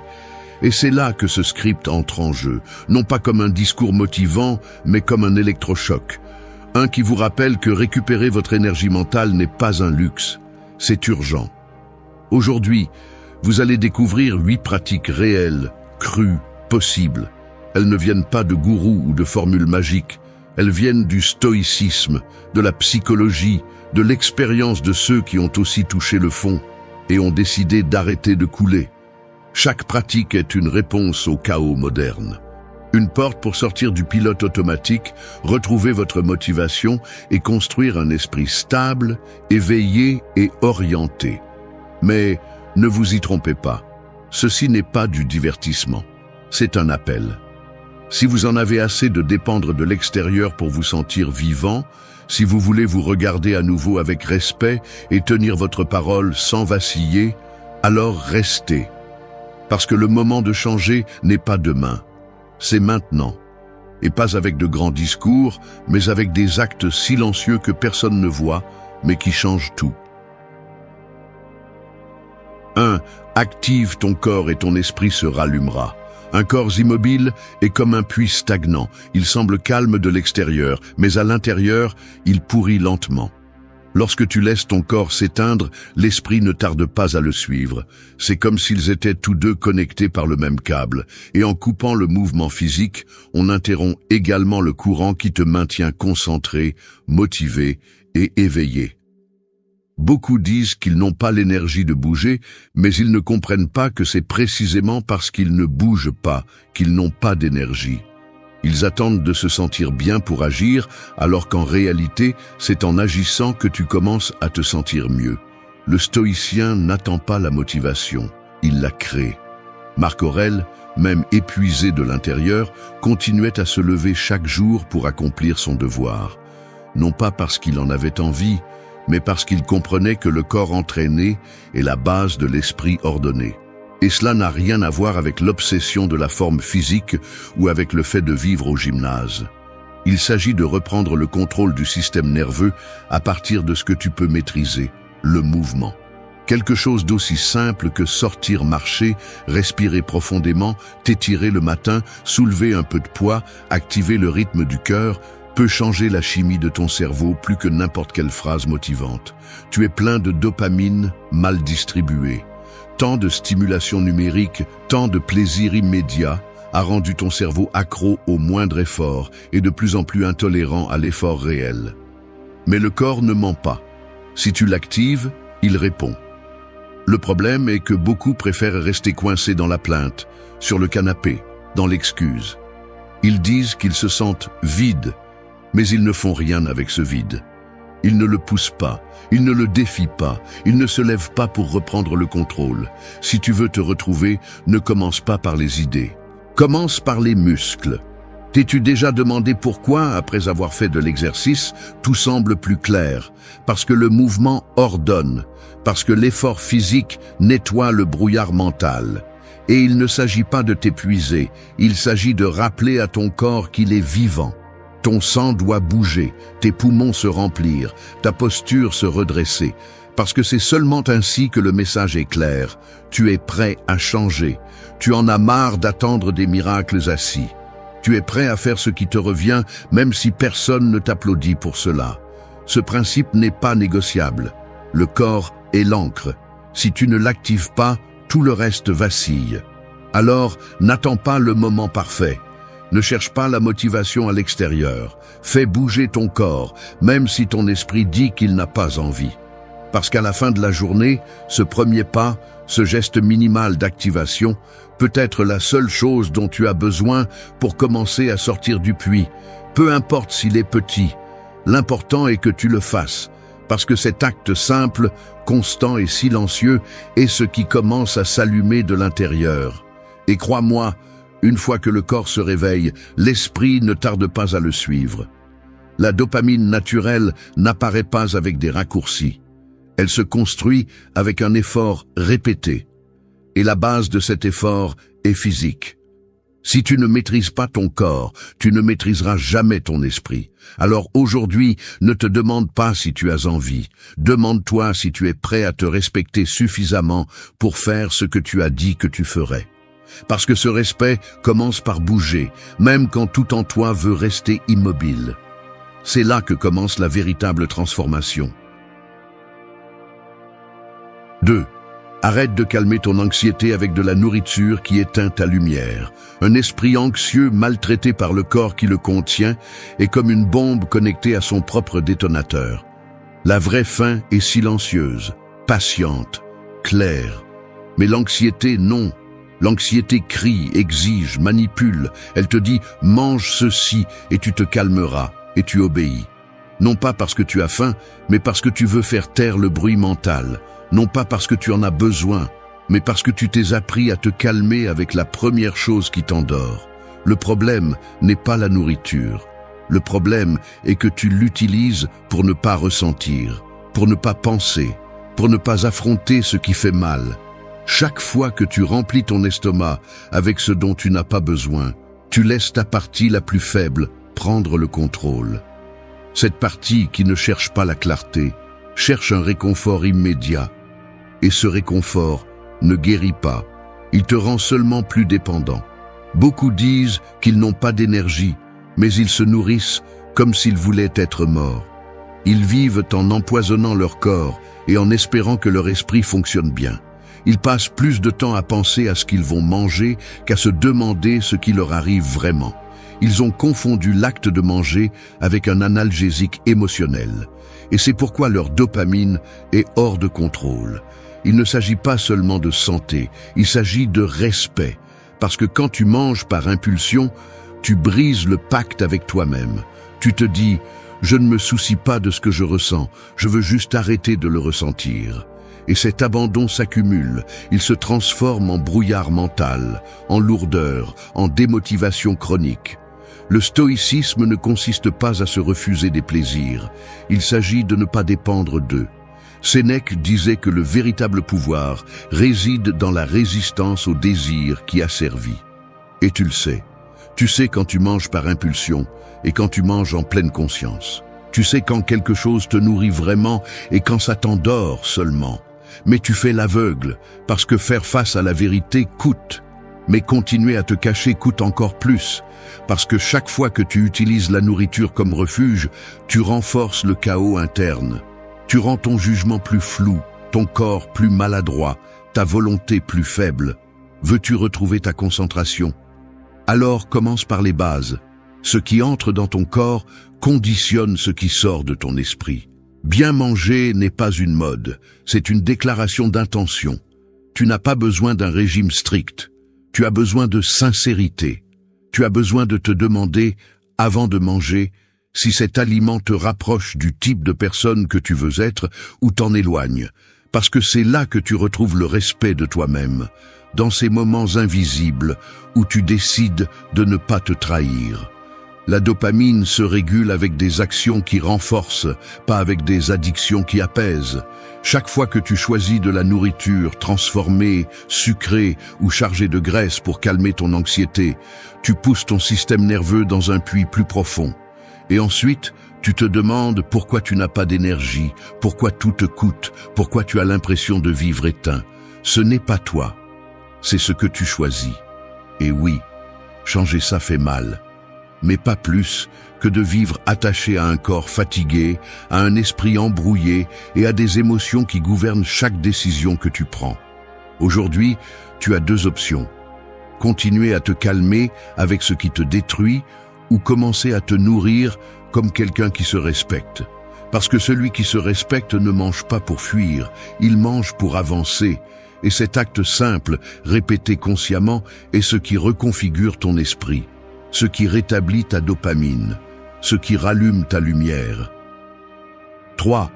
Dors comme quelqu'un qui veut se sentir à nouveau vivant. Dormir mal, c'est comme essayer de remplir un vase cassé.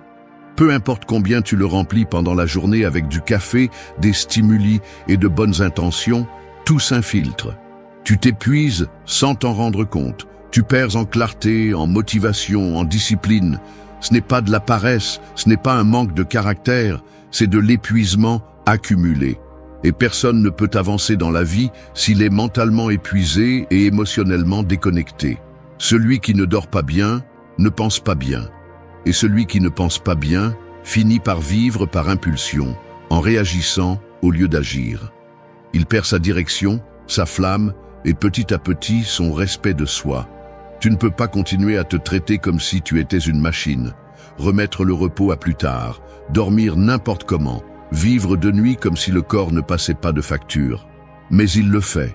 Pas immédiatement, pas avec une pancarte, il le fait en silence, il te retire ton focus, te rend plus irritable, réduit ta capacité à prendre des décisions claires, il te rend faible sans que tu t'en rendes compte. Parce que le sommeil n'est pas un luxe, c'est un redémarrage.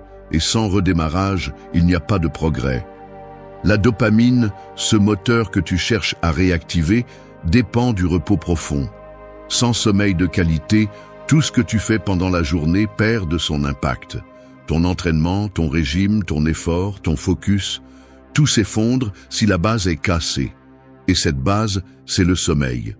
Beaucoup cherchent la discipline, mais ne peuvent la maintenir parce qu'ils dorment avec le téléphone à la main, mangent lourdement avant de se coucher, portent le stress jusqu'à l'oreiller. Ils se couchent tard, se lèvent tard, et se demandent encore pourquoi ils n'ont pas d'énergie. Ce n'est pas un manque de motivation, c'est un manque de structure, c'est un manque de respect pour soi-même. Parce que personne qui se respecte consciemment ne décide de vivre constamment épuisé. Bien dormir est un choix que tu fais quand tu arrêtes de traiter ton temps de repos comme un surplus et que tu commences à le voir comme un investissement direct dans ta force mentale. Les stoïciens comprenaient l'importance de l'équilibre. Ils n'étaient pas accros à l'effort, ils étaient dévoués à l'ordre. Et une partie de cet ordre était le repos. Parce qu'ils savaient que la fatigue excessive obscurcit le jugement, affaiblit la vertu et alimente l'impulsivité.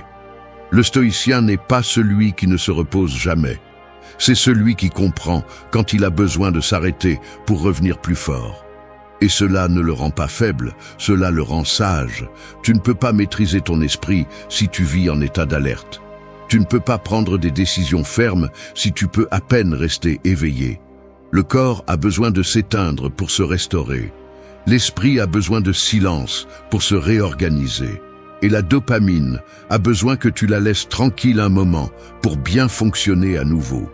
Dormir comme quelqu'un qui veut se sentir à nouveau vivant ne signifie pas dormir pour échapper, mais dormir pour restaurer. Cela signifie respecter la nuit pour ce qu'elle est, le moment où ton système se reconstruit. C'est le temps sacré où tes pensées s'organisent. Ton corps se régénère et ta volonté retrouve sa force.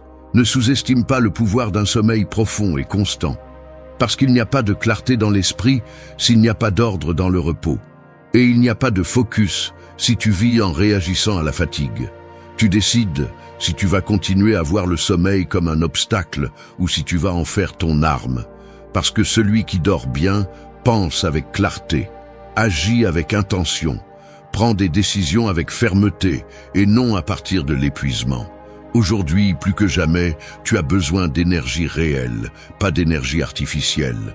Et tu ne l'obtiendras que si tu as le courage d'éteindre le monde pour pouvoir t'écouter à nouveau. Non pas par faiblesse, mais par respect. Parce que se reposer n'est pas abandonner. C'est se préparer à ne pas abandonner demain. 4. Expose ton corps au soleil et ton esprit se réveillera de nouveau.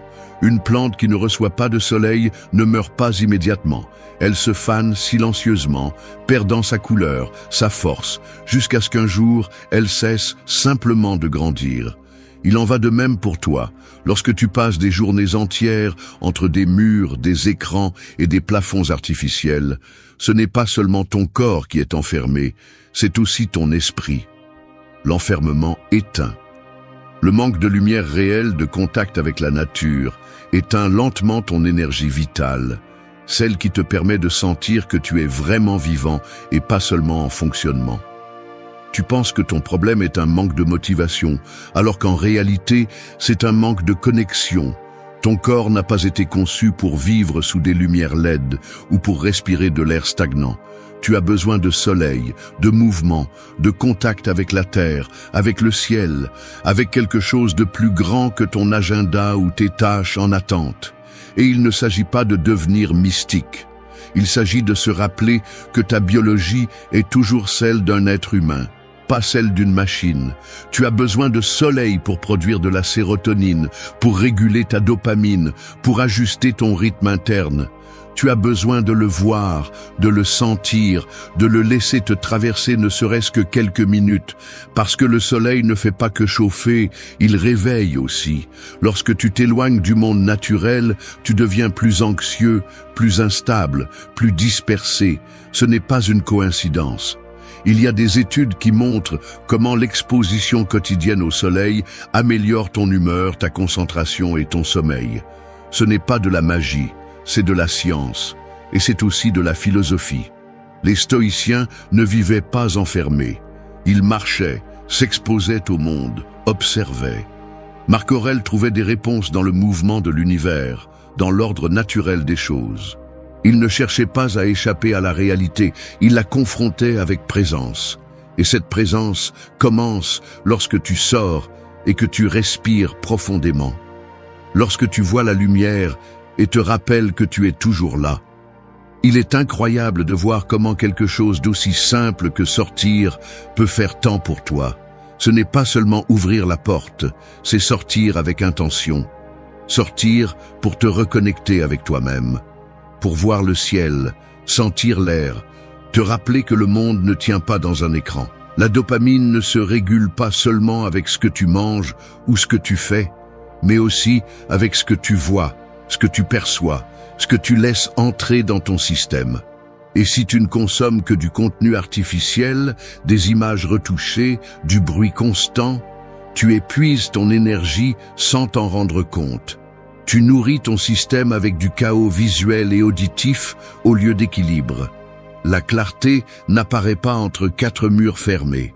Elle apparaît lorsque tu te permets de respirer à nouveau. Et tu n'as pas besoin d'une montagne ou d'une plage pour le faire. Il suffit de marcher, d'ouvrir une fenêtre et de regarder le soleil en face, de sortir 10 minutes et de laisser ton téléphone à la maison. Il suffit de te rappeler à toi-même que tu es vivant, que tu n'es pas seulement productivité ou routine, qu'il y a quelque chose en toi qui a besoin de silence, de nature, d'espace. Et le soleil est l'un de ces espaces. Un rappel constant que, même si tu n'as pas toutes les réponses, tu es toujours sur la bonne voie. Fais-en une habitude, non pas comme un luxe occasionnel, mais comme une partie de ta discipline. Parce que celui qui sort au soleil ne le fait pas seulement pour sa santé, il le fait pour sa santé mentale. Parce qu'il sait qu'il a besoin de lumière pour ne pas devenir sombre. Parce qu'il comprend que la clarté externe ordonne aussi l'interne. Et cette exposition, répétée chaque jour, est celle qui commence à rendre du rythme à ton esprit, de l'équilibre à ta dopamine et de la présence à ta vie. Sors, regarde le ciel, respire, rappelle-toi que tu es ici et que, tant que tu continues à te chercher au bon endroit, tu pourras toujours recommencer. 5. Fais le petit, mais fais-le compter. Une avalanche commence par une seule pierre qui décide de se détacher. Pas avec du bruit, pas avec du spectacle, elle tombe simplement. Et ce geste minimal déclenche un changement imparable. C'est ainsi que fonctionne la transformation personnelle. Elle n'arrive pas avec de grands discours, ni avec des promesses émotionnelles. Elle arrive quand un petit acte se répète avec cohérence jusqu'à devenir une partie de toi. Mais le problème est que beaucoup méprisent le petit. Ils croient que si ce n'est pas radical, ça ne vaut rien. Que si ça ne se voit pas, ça ne sert à rien. Ils vivent en attendant le moment parfait pour tout changer, sans comprendre que la clé n'est pas de faire plus, mais de faire l'essentiel de manière constante. La dopamine n'a pas besoin de feu d'artifice. Elle a besoin de structure. Elle a besoin de signes de progrès. Et ton système ne distingue pas entre un grand accomplissement et un petit pas. Il distingue entre le mouvement et l'immobilisme. Chaque chose que tu fais, aussi minime soit-elle, envoie un message à ton esprit. Soit tu prends le contrôle, soit tu le cèdes. Et ce message s'accumule. Quand tu décides de faire ton lit, de sortir marcher, d'écrire une idée, de respirer avant de réagir, tu construis un langage interne. Tu dis « je prends les choses en main ». Et cela, même si tu ne le vois pas immédiatement, réorganise ta chimie interne, renforce ton estime de toi et commence à redonner une direction à ton énergie. La plupart échouent parce qu'ils essaient de tout faire d'un coup. Ils veulent nettoyer leur vie en une seule journée, mais la force ne se construit pas ainsi. Elle se construit avec précision, avec constance, avec des actes que personne n'applaudit, mais que tu sais qu'ils comptent. Le stoïcisme enseigne que le caractère se forme dans l'invisible, que la vertu n'a pas besoin de spectateurs. Marc Aurèle n'écrivait pas ses réflexions pour les autres, il les écrivait pour lui-même. Parce qu'il comprenait que le petit, lorsqu'il naît de l'intention correcte, transforme. Et c'est ce que beaucoup ont oublié, la valeur du simple, de l'humilité, du quotidien. La dopamine déséquilibrée exige des stimuli extrêmes. Mais la dopamine équilibrée s'active avec le progrès réel. Et ce progrès apparaît lorsque tu arrêtes de vouloir changer ta vie en une semaine et que tu commences à te reconstruire en silence, sans hâte. Ce que tu fais aujourd'hui, même si cela semble insignifiant, a du poids. Parce que chaque action que tu respectes renforce ton identité. Et chaque action que tu reportes t'affaiblit. C'est aussi clair que ça. Si tu dis que tu vas faire quelque chose et que tu le fais, aussi petit soit-il, tu démontres que tu peux avoir confiance en toi. Et cette confiance génère de la stabilité. Cette stabilité crée de la clarté. Et la clarté active ta motivation de manière naturelle. Arrête de mesurer ton progrès par ce que les autres voient. Commence à le mesurer par ce que tu sais que tu fais, par ce que tu ne permets plus, par ce que tu n'ignores plus. Parce que grandir, ce n'est pas tout changer, c'est ne pas se rendre à ce qui te vainquait auparavant. C'est avoir le courage de répéter ce qui est juste, même quand personne ne te félicite pour cela. Parce que le petit, répété avec intention, te donne quelque chose qu'aucune motivation externe ne peut te donner, le respect de soi. Et quand tu te respectes, tu prends soin de toi. Et quand tu prends soin de toi, ton esprit répond. Ta dopamine se stabilise, ton focus se précise, ton énergie recommence à te soulever. Aujourd'hui, tu n'as pas besoin de te promettre de grandes choses. Tu as besoin d'en faire une seule, une qui a du poids, une que tu peux soutenir, une qui te rappelle que tu es toujours là et que tu n'as pas besoin de bruit pour avancer, juste de la décision. Une action minimale, oui, mais chargée de conscience. Parce que le petit que tu fais avec âme vaut plus que le grand que tu annonces seulement. Et si tu répètes cela suffisamment, un jour tu te réveilles et tu te rends compte que tu n'es plus brisé. Tu attendais simplement qu'une pierre, la tienne, se détache pour commencer le changement. Aujourd'hui est ce jour. Fais-le petit, mais fais-le compter. 6. Reste en silence jusqu'à ce que vous puissiez vraiment vous entendre. Vivre avec un bruit constant est comme crier dans une grotte en espérant entendre la voix de quelqu'un d'autre. Tout ce qui revient est un écho, déformé, répété, vide. C'est ainsi que vit la majorité aujourd'hui, en réagissant au bruit sans rien filtrer. Ils consomment des opinions, des mèmes, des phrases, des nouvelles, des commentaires, des notifications. Et au milieu de tout ce chaos, l'essentiel est perdu. La connexion avec soi-même. Parce que vous ne pouvez pas vous entendre si vous ne vous donnez pas la permission de vous taire d'abord. Vous ne pouvez pas savoir ce dont vous avez besoin si vous recevez constamment du bruit externe. Vous êtes rempli de voix qui ne sont pas les vôtres et c'est pourquoi vous vous sentez perdu. C'est pourquoi vous doutez de chaque décision. C'est pourquoi vous n'avez pas de clarté. La dopamine mal gérée vous rend accro au bruit, au stimulus rapide, à la sensation d'être en train de faire quelque chose, même si cette chose n'a pas de sens. Et le danger est que vous pensez que ce mouvement constant est un progrès, alors qu'en réalité, vous ne faites que courir en cercle. Sans direction, sans profondeur, sans pause. Vous remplissez votre journée de distraction pour ne pas affronter ce que le silence vous révélerait. Parce que le silence n'est pas toujours confortable. Parfois ça fait mal, parce que c'est là que la voix que vous avez longtemps ignorée apparaît. Et cette voix n'a pas de filtre, ni d'ornement, ni d'excuse, juste la vérité. Beaucoup disent qu'ils veulent se connaître, mais ils ne supportent pas 5 minutes de silence. Ils sont submergés, ils s'échappent, ils se remplissent à nouveau de bruit, parce qu'ils ne savent pas quoi faire avec ce qui apparaît quand tout s'éteint.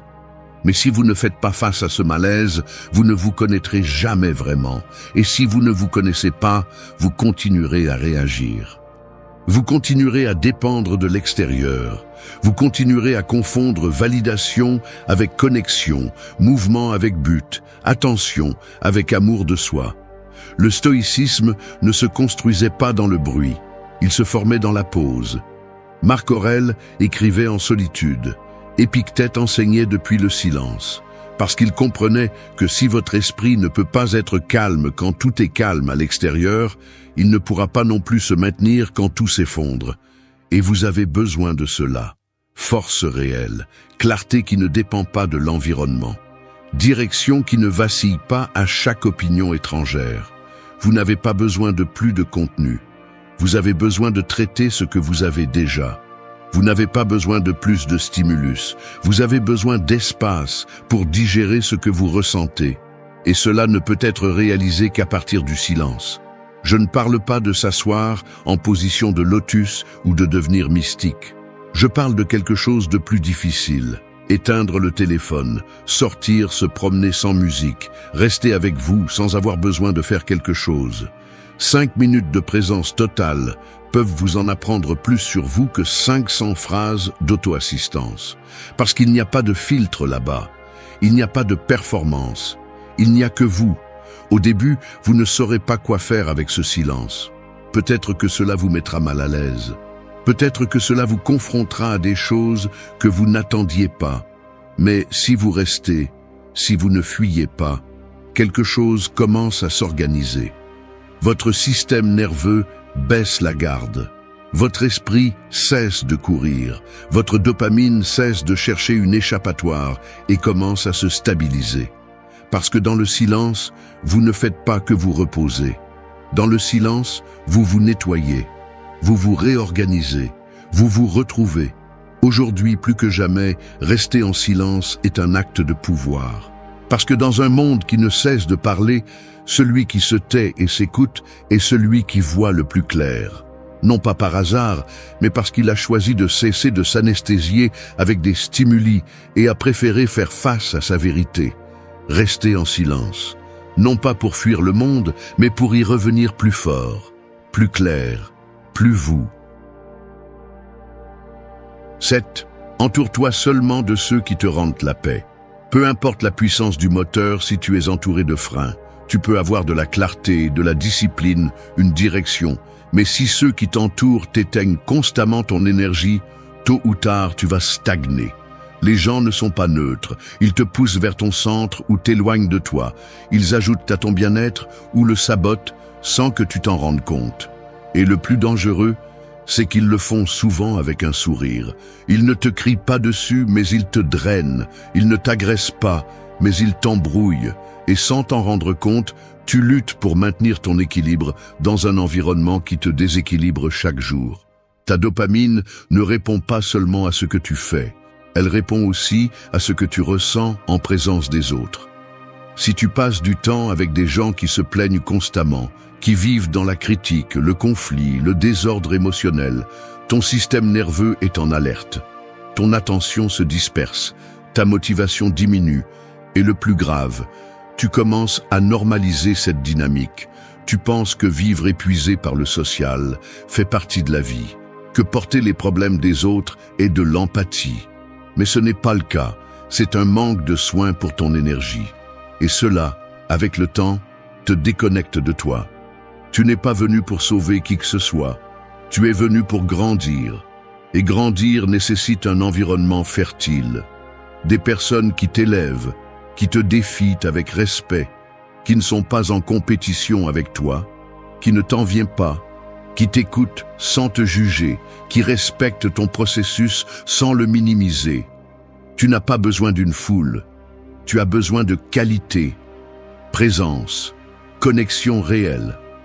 Parce que si tu t'entoures de bruit humain, ton esprit ne pourra pas trouver le silence intérieur. Et sans silence, il n'y a pas de clarté. Sans clarté, il n'y a pas de concentration. Et sans concentration, ton énergie est gaspillée. Le stoïcisme l'a bien dit. Le sage choisit avec qui il partage son temps. Non par orgueil, mais par conscience. Épictète enseignait qu'il faut faire attention aux liens qui permettent à tes vertus de s'affaiblir. Parce que l'environnement influence, que tu le veuilles ou non. Et si tu t'exposes constamment à ce qui ne te construit pas, tu finiras par l'absorber. Ce que tu entends, ce que tu permets, ce que tu tolères, tout façonne ta perception et ta chimie interne. Et si tu veux un esprit fort, tu as besoin d'un cercle qui ne l'affaiblit pas. Entoure-toi de ceux qui te rendent la paix, ceux avec qui tu peux respirer plus lentement, avec qui tu n'as pas à prétendre, avec qui ta version la plus authentique ne se sent pas jugée ni en danger. Ne cherche pas des personnes parfaites, cherche des personnes conscientes, qui prennent la responsabilité de leur énergie, qui ne blâment pas le monde, qui ne dépendent pas du drame pour se sentir vivant. Et si cela signifie être plus seul pendant un moment, alors sois. Mieux vaut marcher en silence que crier au milieu du bruit. Chaque fois que tu choisis avec qui partager ton espace, tu dis à ton esprit quel type d'énergie il mérite. Et cela, avec le temps, réorganise ton système complet. Ta dopamine se régule parce que tu n'es plus en tension sociale constante. Ta motivation revient parce que tu arrêtes de dépenser de l'énergie à te défendre de ce qui te soustrait. Ta clarté augmente parce que l'environnement n'interfère plus, mais accompagne. Et cela change tout. Il ne s'agit pas de devenir hermétique, il s'agit de devenir sélectif. Fais du respect pour ton énergie une norme. N'accepte pas les liens par habitude. Ne reste pas là où il n'y a plus de croissance. N'insiste pas là où il n'y a plus de réciprocité. Ta paix est un filtre. Si quelqu'un te la prend, il te montre qu'il ne doit pas rester. Écoute cela. Entoure-toi avec intention. Parce que ton environnement ne reflète pas seulement qui tu es. Il façonne aussi qui tu deviens. Et tu décides quelle version de toi va se maintenir, celle qui s'épuise à plaire ou celle qui se renforce en choisissant bien avec qui partager sa lumière. 8. Sois constant avec ce qui te renforce, même si personne ne le voit. Tu n'as pas besoin d'une foule pour devenir imbattable. Tu as juste besoin d'un engagement silencieux envers toi-même. Un engagement que personne ne voit, que personne n'applaudit, que personne ne partage. Mais que tu soutiens chaque jour quand le reste du monde dort, se plaint ou abandonne.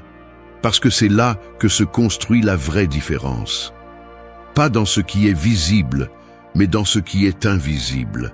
Pas dans ce que tu publies, mais dans ce que tu pratiques quand tu es seul. Pas dans ce que tu dis, mais dans ce que tu répètes quand tu n'as pas envie. La dopamine qui te soulève n'est pas celle qui est déclenchée par le plaisir. C'est celle qui est régulée par la direction. Tout le monde veut des résultats, mais presque personne ne veut répéter l'essentiel en silence. Il l'appelle ennuyeux, monotone, inutile. Mais il n'y a pas de clarté sans structure, il n'y a pas d'esprit fort sans répétition, et il n'y a pas de respect de soi sans constance. Peu importe à quel point ton objectif est inspirant, si tu n'es pas prêt à faire le minimum chaque jour. Peu importe combien de motivation tu as aujourd'hui, si demain tu abandonnes à nouveau. Parce que celui qui n'est pas constant avec ce qui le renforce est constant avec ce qui le détruit. Point. Le monde t'a appris à vivre de sommet, à chercher de la dopamine facile, à t'enthousiasmer pour un nouveau plan, une nouvelle routine, une nouvelle promesse. Mais le monde ne t'a pas appris à rester, à tenir bon, à le refaire même si tu es fatigué, même si tu es frustré, même si tu as l'impression de ne pas avancer. Et c'est précisément là que se séparent ceux qui changent de ceux qui essaient seulement. Parce qu'être constant sans motivation n'est pas un talent, c'est du caractère. C'est une façon de te dire à toi-même que cette fois tu ne vas pas te laisser tomber. La dopamine n'a pas besoin d'un énorme prix. Elle a juste besoin de voir du progrès. Et le progrès se construit en répétant des actes concrets, réels, solides. Manger correctement même si personne ne te voit. Éteindre le téléphone quand tu pourrais te distraire. Sortir, marcher même si tu es de mauvaise humeur. Méditer même si ton esprit ne veut pas rester tranquille. Dormir tôt même si tu as des choses en suspens. Réfléchir avant de réagir même si tu as la rage au ventre. Ces gestes, petits mais fermes, sont ceux qui façonnent ton système. Ce sont ceux qui montrent si tu es vraiment engagé ou simplement excité par moments. Marc Aurèle n'écrivait pas pour montrer sa sagesse. Il écrivait pour ne pas oublier qui il voulait être, parce qu'il savait que l'environnement, l'ego, la fatigue et la routine pouvaient l'aveugler. Et c'est pourquoi il répétait. C'est pourquoi il laissait une trace.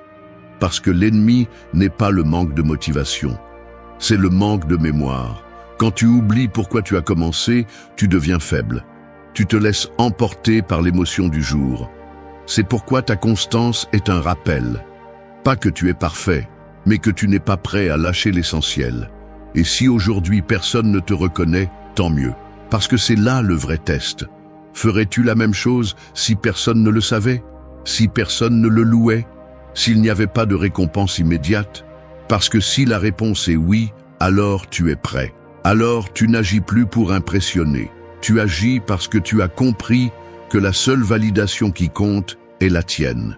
Et cela, dans ce monde, c'est de la force, c'est de la liberté, c'est du respect pour toi-même. Fais ce qui te renforce même si cela semble insignifiant. Fais-le même si tu n'as pas envie. Fais-le même si personne ne le comprend. Parce que celui qui répète ce qui est juste en silence se réveille un jour en étant exactement la personne qu'il disait vouloir être. Non pas par chance, mais par constance. Et ce jour-là, rien ni personne ne pourra te prendre ce que tu as construit. Parce que tu l'as fait toi-même, parce que tu l'as fait seul, parce que tu l'as fait réel.